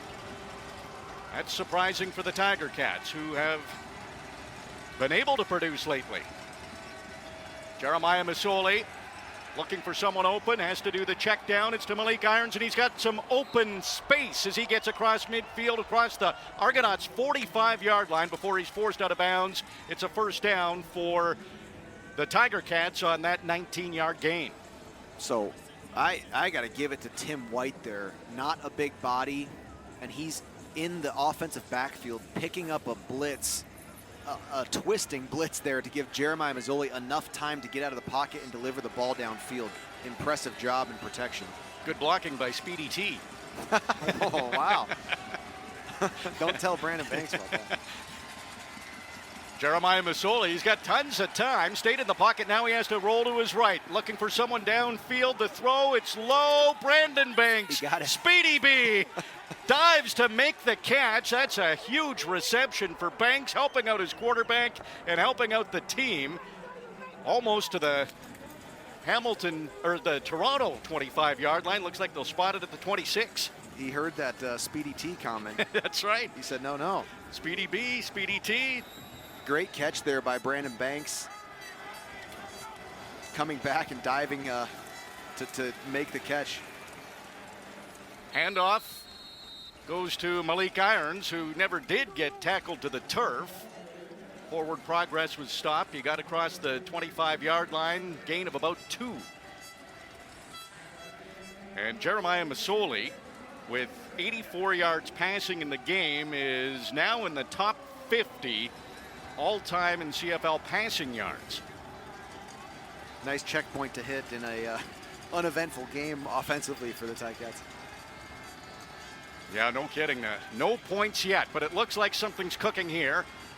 Inside the Toronto 25 here come the Argonauts. The pressure's on, and Tim White, another catch. And he's battling for first down yardage. You said it, Luke. He's not the biggest guy, but how many tackles did he break there? 2 or 3, and he's really close to a first down inside the Toronto 20.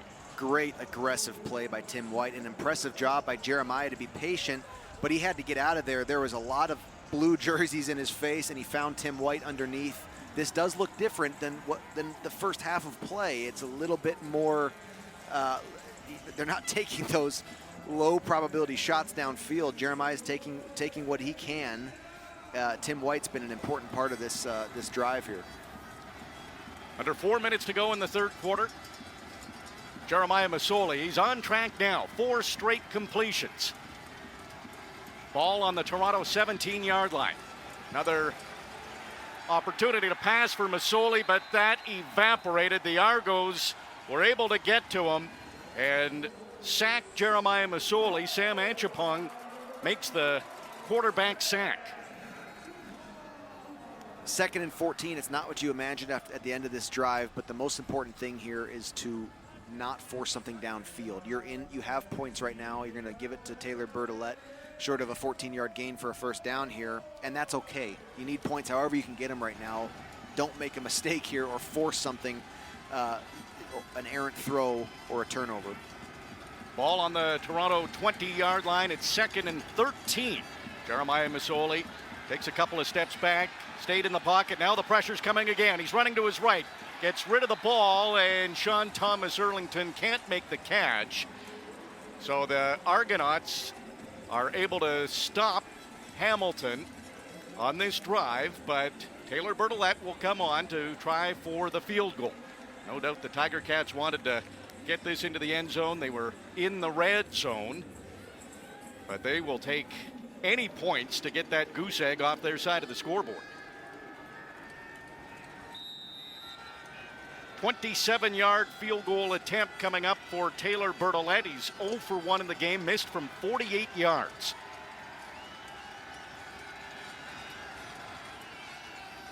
Tyler Turnowski, the hold, the kick, it's up and it's good. So the Tiger Cats are on the board. Taylor Bertolette hits from 27 yards, but it's the Argonauts still leading the football game 17-3 late in the third quarter. You're listening to the Ticats Audio Network. Tiger Cats are on the board, but still in a hole against the Argonauts. Toronto leading 17-3, 5-0 at BMO Field. 2.5 minutes to go in the third quarter. McLeod, Bethel, Thompson back on the field to try to run this Argonauts offense, and they hand off immediately. And the run defense for the Tiger Cats, that's definitely the whole gang in there to stop Foster for a minimal gain. And Simone Lawrence, he's right in the middle of it, came into this drive with 4 tackles in the game.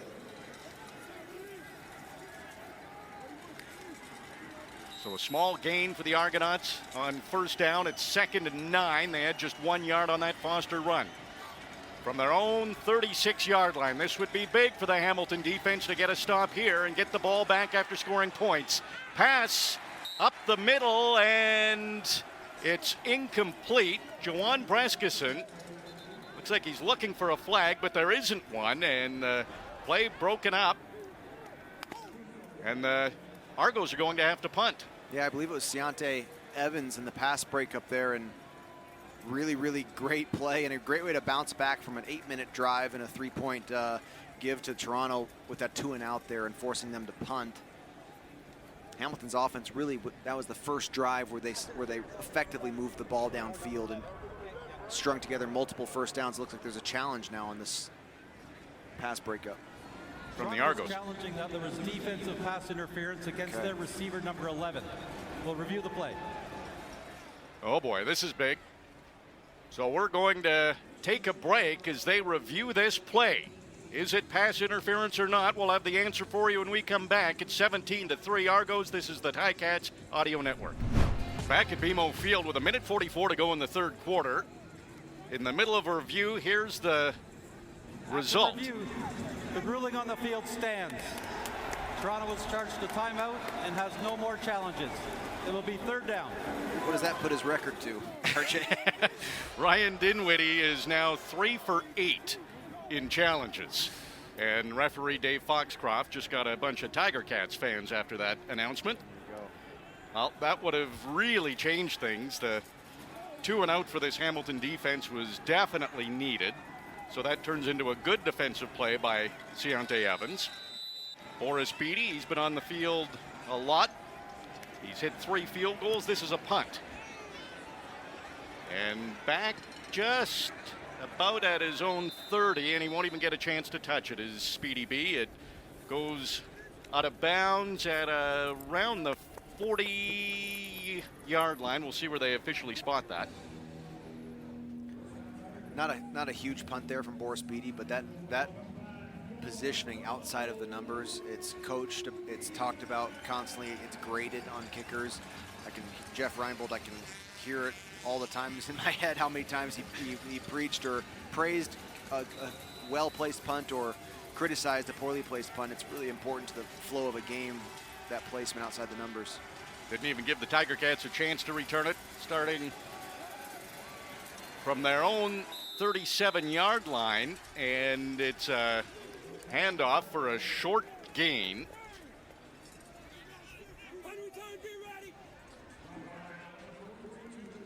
If any, looks like it was basically just back to the line of scrimmage. Last drive, Jeremiah Masoli went 4 for 5 passing for 51 yards. You mentioned it, Luke, the best drive of the game for the Tiger Cats. Under a minute to go in the third quarter. A lot of Tiger Cats fans at BMO Field. They haven't had a lot to cheer about. It's 17-3 for the Argos. Big second down here. Jeremiah Masoli in the pocket, and that collapses. So he has to roll to his left, completes a pass to Jackson Bennett, who's breaking tackles up to midfield, and it's a big first down for the Tiger Cats. Excellent play, and they are starting to get the rhythm that they couldn't find in that first half. A gain of 18 there, and it's Jackson Bennett getting the ball in the flat, Jeremiah Masoli making his way in his reads all the way across the field, and then Jackson Bennett picking up an extra 10 or so after the catch. This is exactly the kind of plays they couldn't piece together in the first half. I hope it's not a situation of running out of time tonight for Hamilton. Right. Didn't score in the first half, and this will be the last play of the third quarter. It's 1st and 10 from midfield for Jeremiah Masoli in the offense. It's a handoff to Sean Thomas Erlington, and he tried to make a hurdle over Jeff Richards, but he was tackled. Still a first down across the Toronto 40, so a nice gain for Sean Thomas Erlington. Nice. He has had a successful hurdle earlier this year. Looks like the Tiger Cats are moving the ball. We're through 3 quarters. It's 17-3. This drive of the Tiger Cats will continue into the fourth quarter. It's 17-3 for the Argonauts. I'm RJ Broadhead along with Luke Tasker. The Tiger Cats moving the ball. We're starting the fourth quarter. Ticats on the Toronto 40. Fresh set of downs. Jeremiah Masoli with the empty backfield. Throws to his left, and it's incomplete. Intended for Stephen Dunbar, and it looked like it was right there, and he dropped it. Yeah, tough. It's the mistakes that when you're trying to find rhythm, it just, puts your heels in the ground after you just started moving forward there. But 2nd and 10. Great chance here to try to gain that back and overcome that mistake. On the Toronto 40-yard line, Jeremiah Masoli with the empty backfield. The pressure's coming from the Argonauts. He throws. It's intercepted.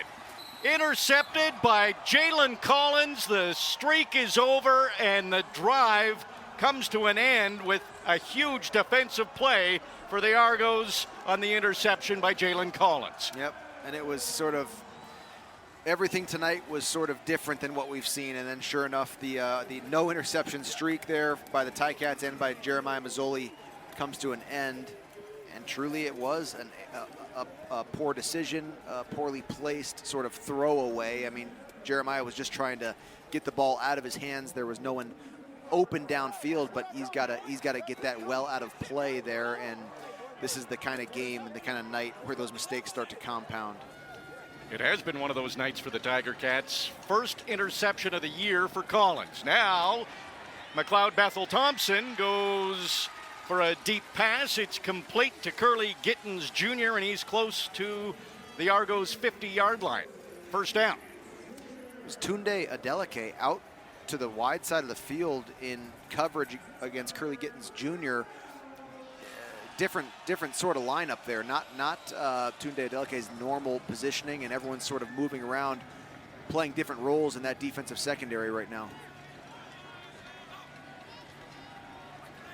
Under 13 and a half minutes to go in the game. Argonauts keep the ball on the ground. The handoff to Foster. He'll get across the 50, gain of about 4 yards on first down. Of course, I'm realizing now it's Des Lawrence is out. Had to leave the game earlier for an injury, and that puts Tunde Adeleke out as the field corner. Stavros Katsantonis taking the free safety position. Boy, this defense, they're mixing and matching. No Santos Knox, no Des Lawrence. 2nd and 6 from the Toronto 52. McLeod Bethel Thompson has passed for 200 yards and looking for more to try to keep this drive going. Throws to his left and he gets more. Another completion to Dejan Brissett, and this is into Hamilton territory, but there is a flag on the play.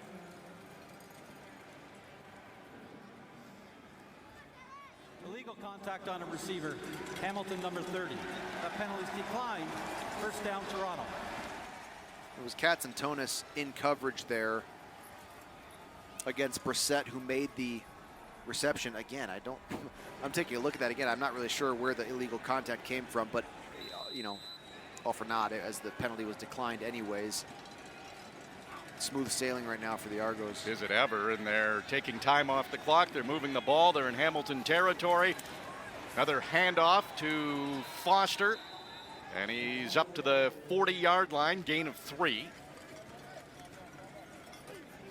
But they're in that range of Boris Beatty again and adding points. Tiger Cats, they can't fall any further behind if they hope to come back. Clock is running. Argos on the Ticats 40-yard line at 2nd and 7. Bethel Thompson approaches the offensive lineman, then drops back into the shotgun, throws to his right, and he just keeps completing passes. There's another one to Tavares Daniels, and it will be close to a first down again. Yeah, a little short. We'll see exactly where this falls here, but it's going to be tight. Looks like they are going to mark it short. Looks like about a yard.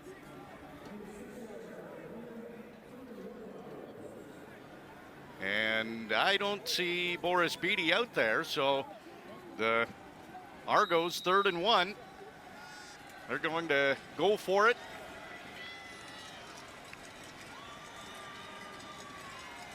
And Antonio Pipkin was out there. He was in the shotgun. Now he goes under center. And he'll run to his left. He's got some blocking out there. Oh, he's got the first down and a lot more. Down to the Hamilton 20, the 15, and tackled at the 10-yard line by Tunde Adeleke.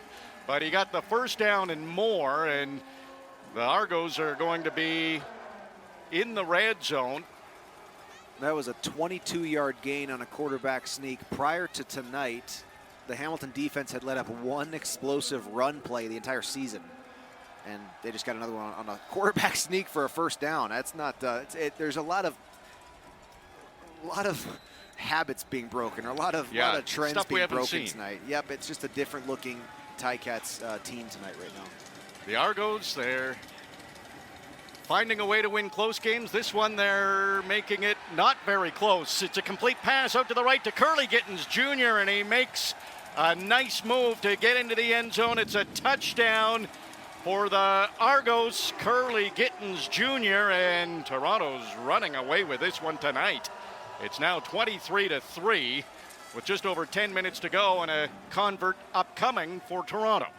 So the guys affected by Des Lawrence being out of the game are Tunde Adeleke and Stavros Katsantonis, and twice each of those guys on this drive, they were sort of targeted and the ball came their way, and you find yourself in a vulnerable position due to injury, and good on the Toronto offense for recognizing that some guys are in some positions that aren't their natural spots, and it's hard to mid-game all of a sudden take on new responsibilities, and sure enough, Toronto took advantage of it. It's been a good year for the Canadian receiver, Curly Gittens Jr., 4th touchdown of the year, tied for the team lead, and Boris Beatty comes on and hits the convert. It's 24-3. Toronto leads Hamilton at BMO Field. First place in the East Division on the line, and time is running out for the Tiger Cats. Under 10 minutes to go in the game, and the Argos, they're up by 21 points. 24-3, they lead the Tiger Cats, trying to go unbeaten at home. They've won 5 in a row at BMO Field. A win for the Argos would clinch them first place in the East Division. And right now, it's looking that way. The Tiger Cats will have to have a huge comeback. They're going to have the ball kicked off to them from Boris Beatty.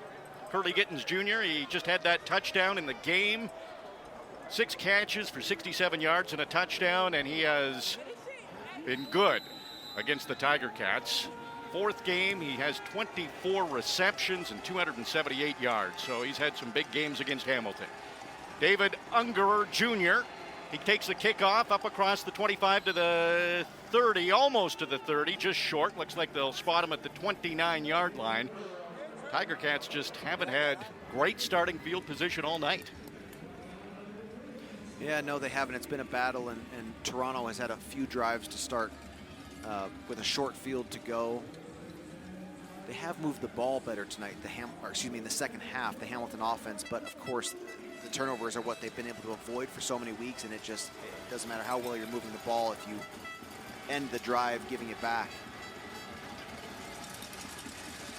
Back to pass, Jeremiah Masoli throws to his left, and that was into double coverage, but Tim White still caught it, and he leads the team in yards after the catch, and a huge gain here for Tim White. He's pushed out of bounds at around the Toronto 30-yard line, might be just shy at the 31-yard line, but a 51-yard gain for Hamilton. Unbelievable catch by Tim White, and then puts the brakes on and stays in bounds to gain about 25, 30 yards after the catch. Really, really impressive and athletic play there. Boy, that open speed, straight line speed on the sidelines, that's Tim White's forte right there, and you could see that angle's a little different when you're trying to chase down Tim White. Talk about threading the needle, though. That was double coverage. Beautiful. Not much room for error, and Jeremiah Masoli coming off a last possession that ended in an interception, but this one he's 2 for 2, a big gain to Tim White, and this is a completion to Stephen Dunbar Jr., who's down to the Toronto 21-yard line. And that'll be very close to a first down. Yeah, they're going to bring it up for second down. This is where I like to go take a shot here, RJ. Looks like they're setting up for the sneak with Mazzoli. Yep. So they only needed a couple of inches, and Mazzoli under center. He gets about a yard, but that's plenty for the first down. Just inside the Toronto 20. Not much time for Hamilton. They're down by 21 points. They have to cash in here. Yep, you score this to bring it back to a 2-point game, and there is, for how poorly this has gone tonight for the Hamilton offense, you score a touchdown here and you're back into a 14-point game with 8 minutes left. It's there, it's a beautiful thing about the CFL. Yes, never out of it. Yeah. Masoli, empty backfield, couple of steps back, and pressure's coming, and he's in big trouble here. The sack by Cordero Law, who was one of the performers of the week last week, and he brings Jeremiah Masoli down. This is a huge loss of about 8 yards. Huge loss. 2nd and 18. They'll need to get down to the 9-yard line in order to get a first down, and boy, and it makes the field goal harder too. This what would be a 35-yarder or so is no gimme. Even if you can get some yardage back just to relieve this field goal a little bit is huge. They have to go for it here, don't they, Luke? It may be time. We'll see what happens if they don't get this first down. Go for the end zone anyway. Masoli under pressure again, and he runs up to the line of scrimmage. He is going for the end zone, and it's incomplete. Wow. Brandon Banks, the intended target, but incomplete. Something looked funny there, right? It was a really, really strange. Did it hit the upright? It may have. Yes, it looks like it did. So that was so strange. It was hard to tell from our vantage point exactly what happened because it looked like a great throw. I have a very specific memory of a throw from Jeremiah Masoli to me, wide open in an end zone in Edmonton and it got batted down by a goalpost. It's a Wow. terrible feeling because Brandon Banks would have had a fairly easy catch for the touchdown there, and sure enough, the CFL comes back to bite you with the goalpost there. With the goalpost at the goal line. Yes. And it's just been that kind of night for the Tiger Cats. That is exactly right. That's the kind of game this is getting. And then a missed field goal. So Taylor Bertolat just missed this field goal. It'll go for a single.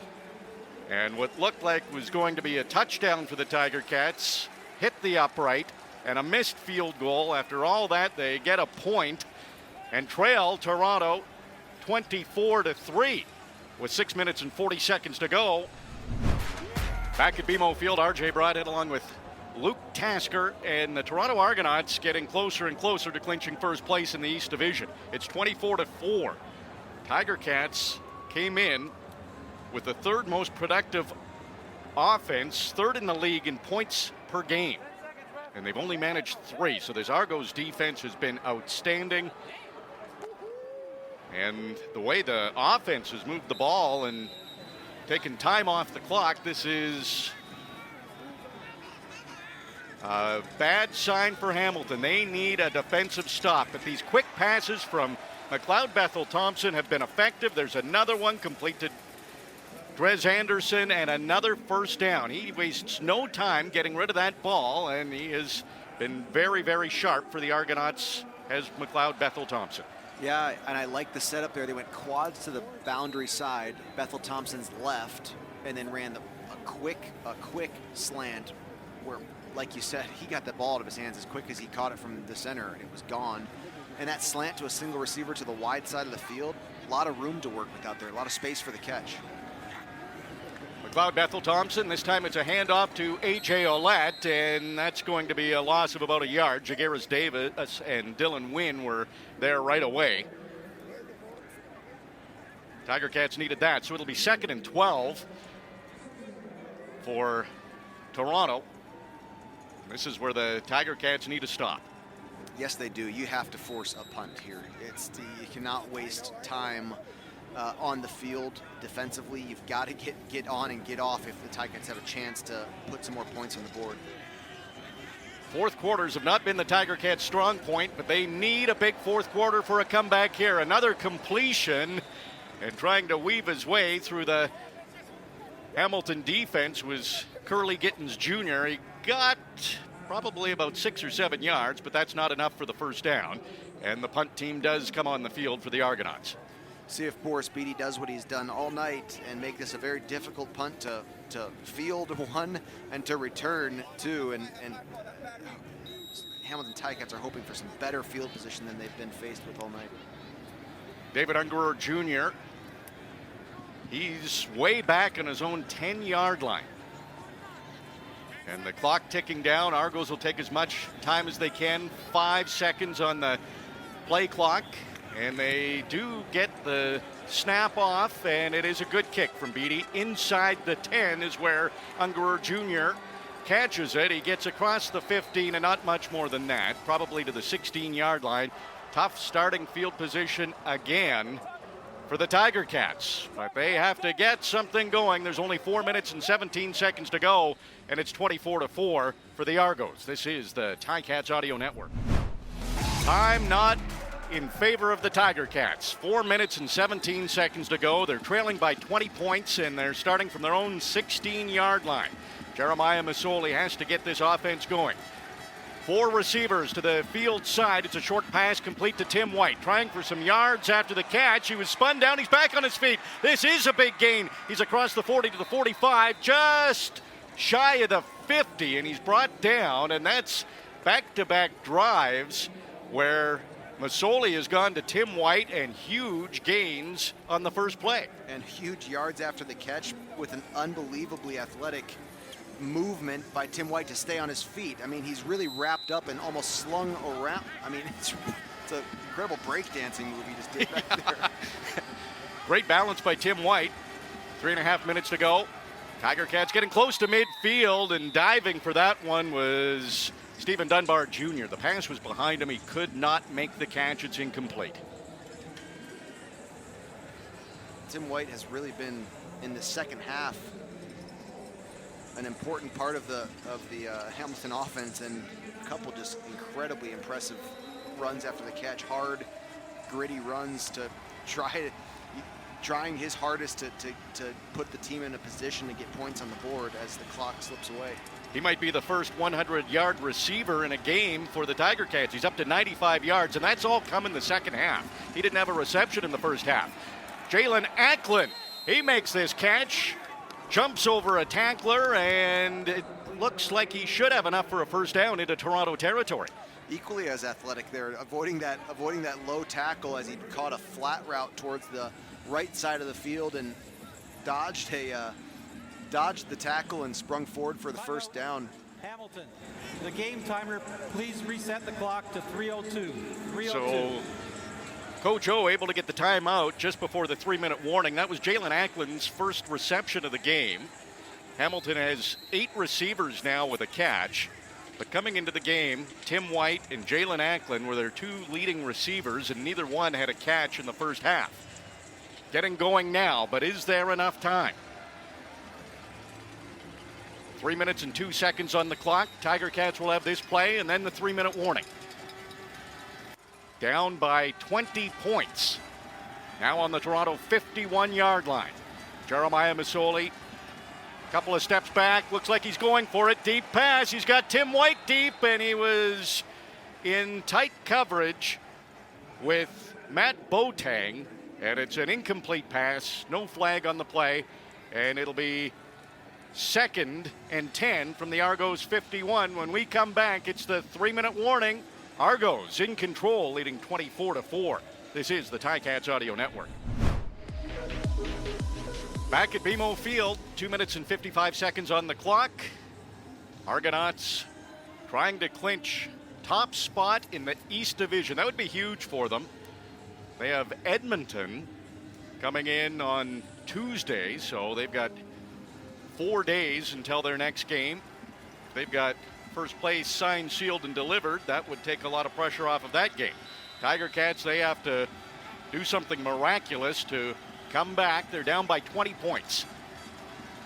Jeremiah Masoli stays in the pocket, has to do the check down. It's to Jalen Acklin. He'll roll to his right across the 45-yard line, down near the 40, and he should be close to a first down. He's getting up a little gingerly, Jalen Acklin, but really impressive play again by him to avoid some tackles and get close to that first down. It's a third and about a foot to the first down. Great job fighting for yardage there by Jalen Acklin. Jeremiah Masoli comes under center, and he will battle with a second effort. He kept the feet moving. He does have enough for the first down.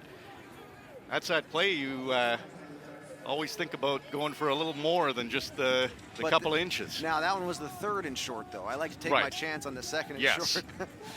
But you're right. That's right in my wheelhouse there. Good job battling back from the second and long there. Now on the Toronto 40, fresh set of downs here for the Tiger Cats. They got to get this to the end zone pretty soon. Masoli right up the middle, completes the pass down to the 25-yard line. And did this ball come loose?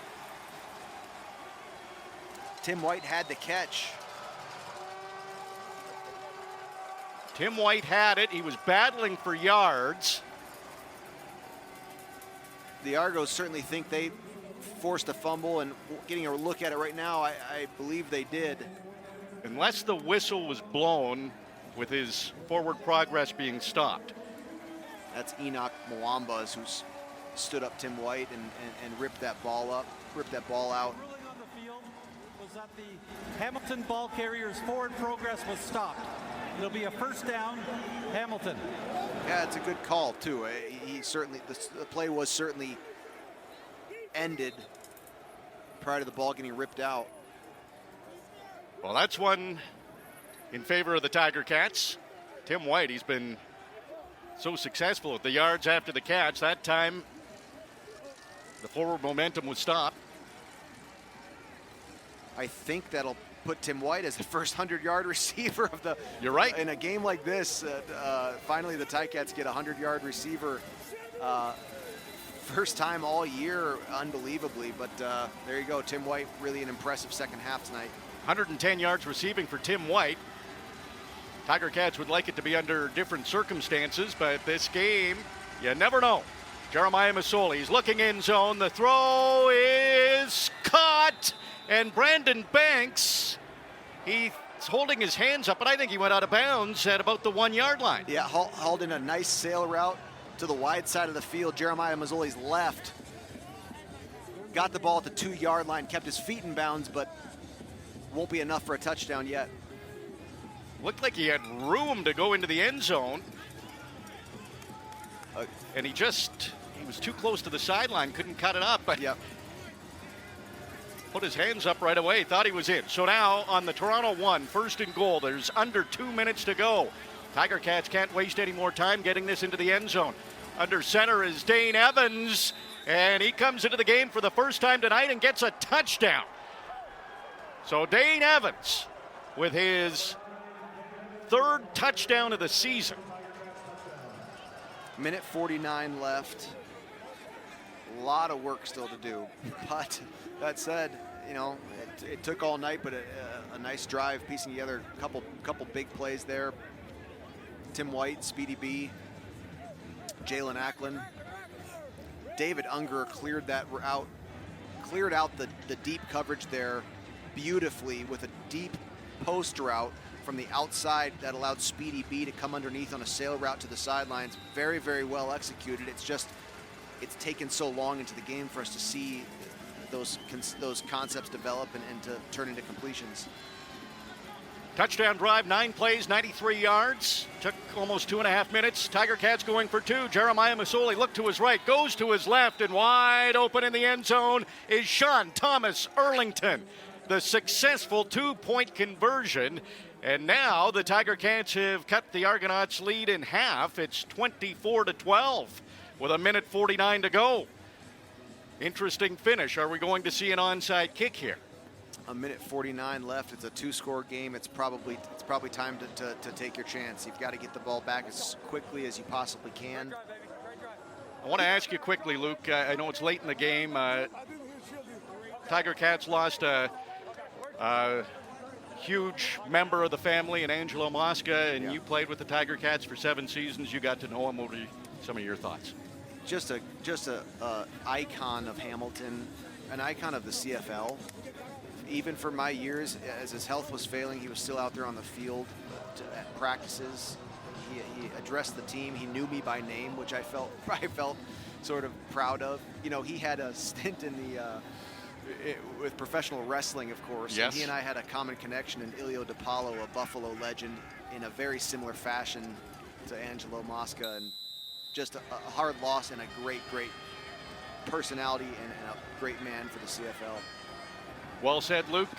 Onside kick, rolled off the tee. Looks like Taylor Bertolette will try to get this off to his left. Minute 49, Tiger Cats down by 12, trying the onside kick. Bertolette bounces it, and it didn't get the 10 yards. Argos jumped up on it. It didn't get the big kick that Bertolette was looking for, and Chris Edwards has it in his hands and also has it in Hamilton territory at the 42-yard line of the Tiger Cats. Actually, a really impressive job by Chris Edwards, Sam linebacker. He did bobble it, but he attacked the ball, and it's very hard to, as the Hamilton hands team, to run down and to see a guy sprint forward to catch that onside. Hard to defend. And impressive job there by Chris Edwards. Minute 46 to go. Great starting field position for the Argos. They're up by 12 on the Hamilton 42, and not a surprise, they keep it on the ground. DJ Foster, pretty good gain, about 5 yards on first down.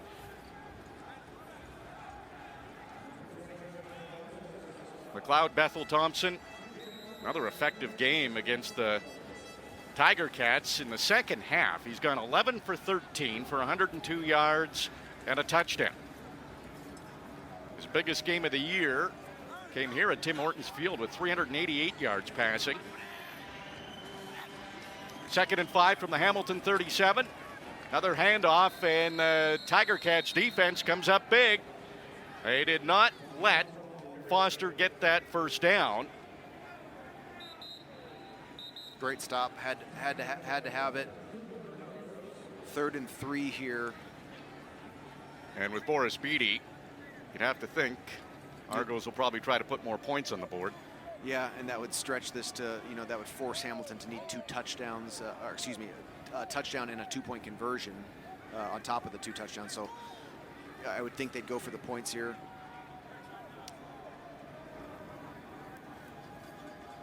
Injured Argo on the field now. Trayvon Tate. The former Ticat. Former Ticat. That's right. Tate was a teammate of mine for some years in Hamilton as well. It's amazing. The 9 teams in the league. I've got teammates all over the CFL. Play 7 seasons. Yep. You know guys on every team, of course. Yeah, you do. Well, minute 19 here. 24-12. And it is 3rd and 3. And the Argos are going for it. Are you surprised by this? I almost wonder, is he gonna, try to draw an offside? And there's the time count violation. Or maybe they called the timeout just before. The clock got to 0. Yeah, they did get the timeout in. So, yeah, that's exactly what they were doing, trying to draw Hamilton offside, get the easy first down. Didn't work. I actually wondered if Bethel Thompson was going to just catch that and punt it deep into the Hamilton secondary. I always like sneaky little special teams plays like that. 1 minute. But tried to get the cheap penalty there.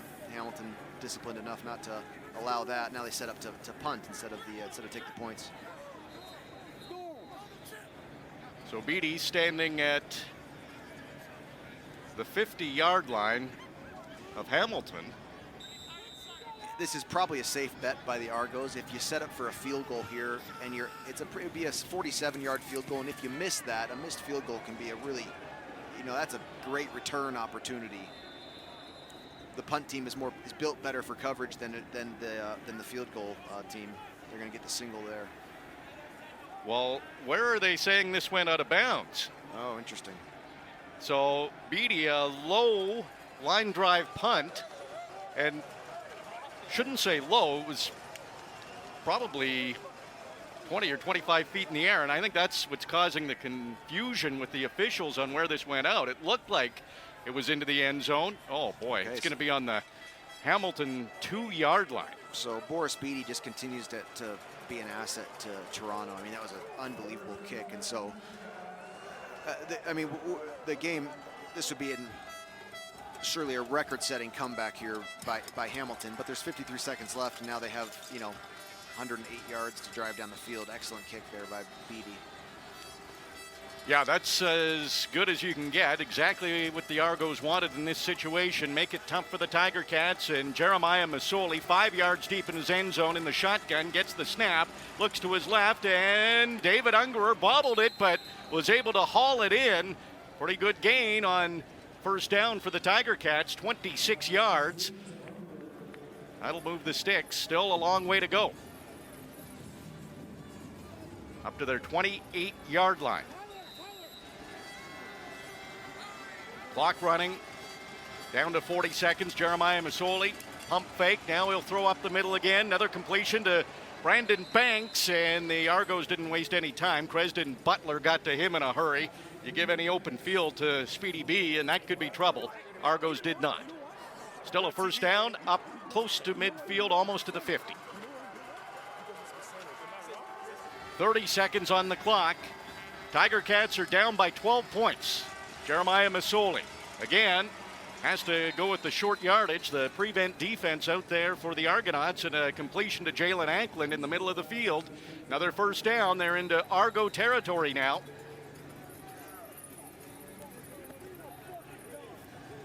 Ball on the 45-yard line of Toronto. Argonauts up by 12. 24 seconds on the clock. There is an injured Argonaut. So Hamilton will have a little bit of time to discuss a play. 8 wins coming into this game for Toronto, and 7 of them are won in the last 3 minutes. Hamilton was passing over 300 yards every game, high completion percentage.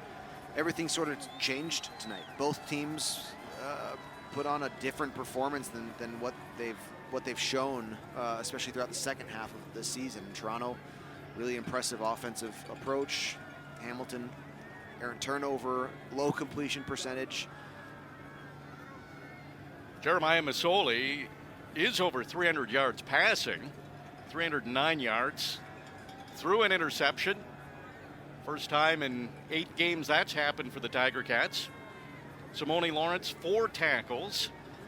So it looks like he'll be 3 shy of Rob Hitchcock's franchise record. And the next game for the Tiger Cats is Saturday at Tim Hortons Field against the Saskatchewan Roughriders. And that will be important, as they all are now. Tiger Cats had a chance to lock up a home playoff game with a victory tonight. They're not going to do that.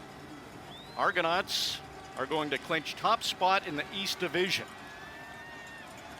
Toronto has found a way to win close games, and this was one they didn't want to be close, and it hasn't been. Tiger Cats were shut out in the opening half. Jeremiah Masoli, the clock ticking down to 15 seconds, trying to use his feet to make something happen, and it's another interception. Chris Edwards has it, and Chris Edwards is going to go for a touchdown, his second pick 6 of the season.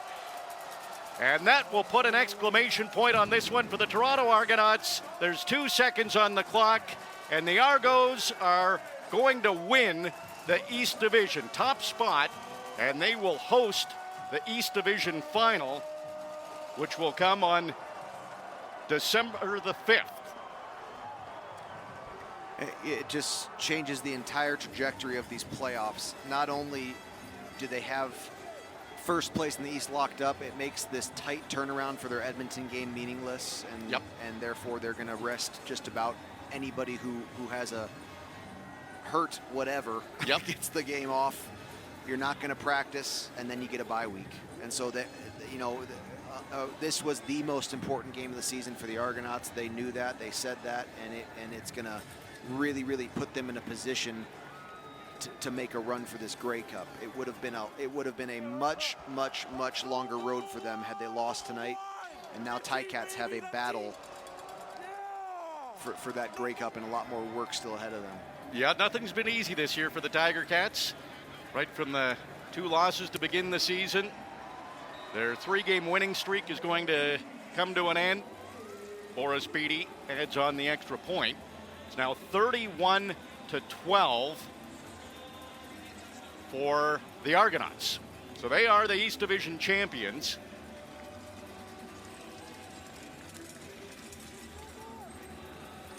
The 31 points is the most the Tiger Cats have allowed this season. Wow. And it's sort of just an extra sting there with an additional interception and a defensive touchdown against. Yeah, Tiger Cats were trying to claw their way back into this game. They just couldn't do it. Nothing happening in the opening half. No points for the Tiger Cats. That was shocking to begin with. Couple of interceptions thrown, so we haven't seen that since the first 2 games of the year, that there's been multiple interceptions in a game. And the Tiger Cats, they'll look to the next important game. That's the next one. That's Saturday against Saskatchewan. See how everything goes with Montreal and Winnipeg. And then we're going to have all sorts of possibilities to go with between now what is the contest between Montreal and Hamilton to get the semifinal hosted at home. Little pooch kick here from Beatty to end it. And it's brought up to almost the 50-yard line by Niko Kalinic.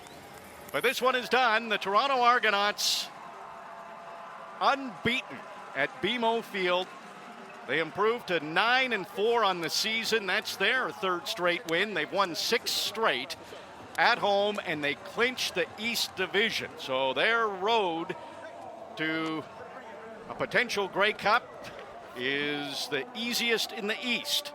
They will wait until December 5th to host that East Final.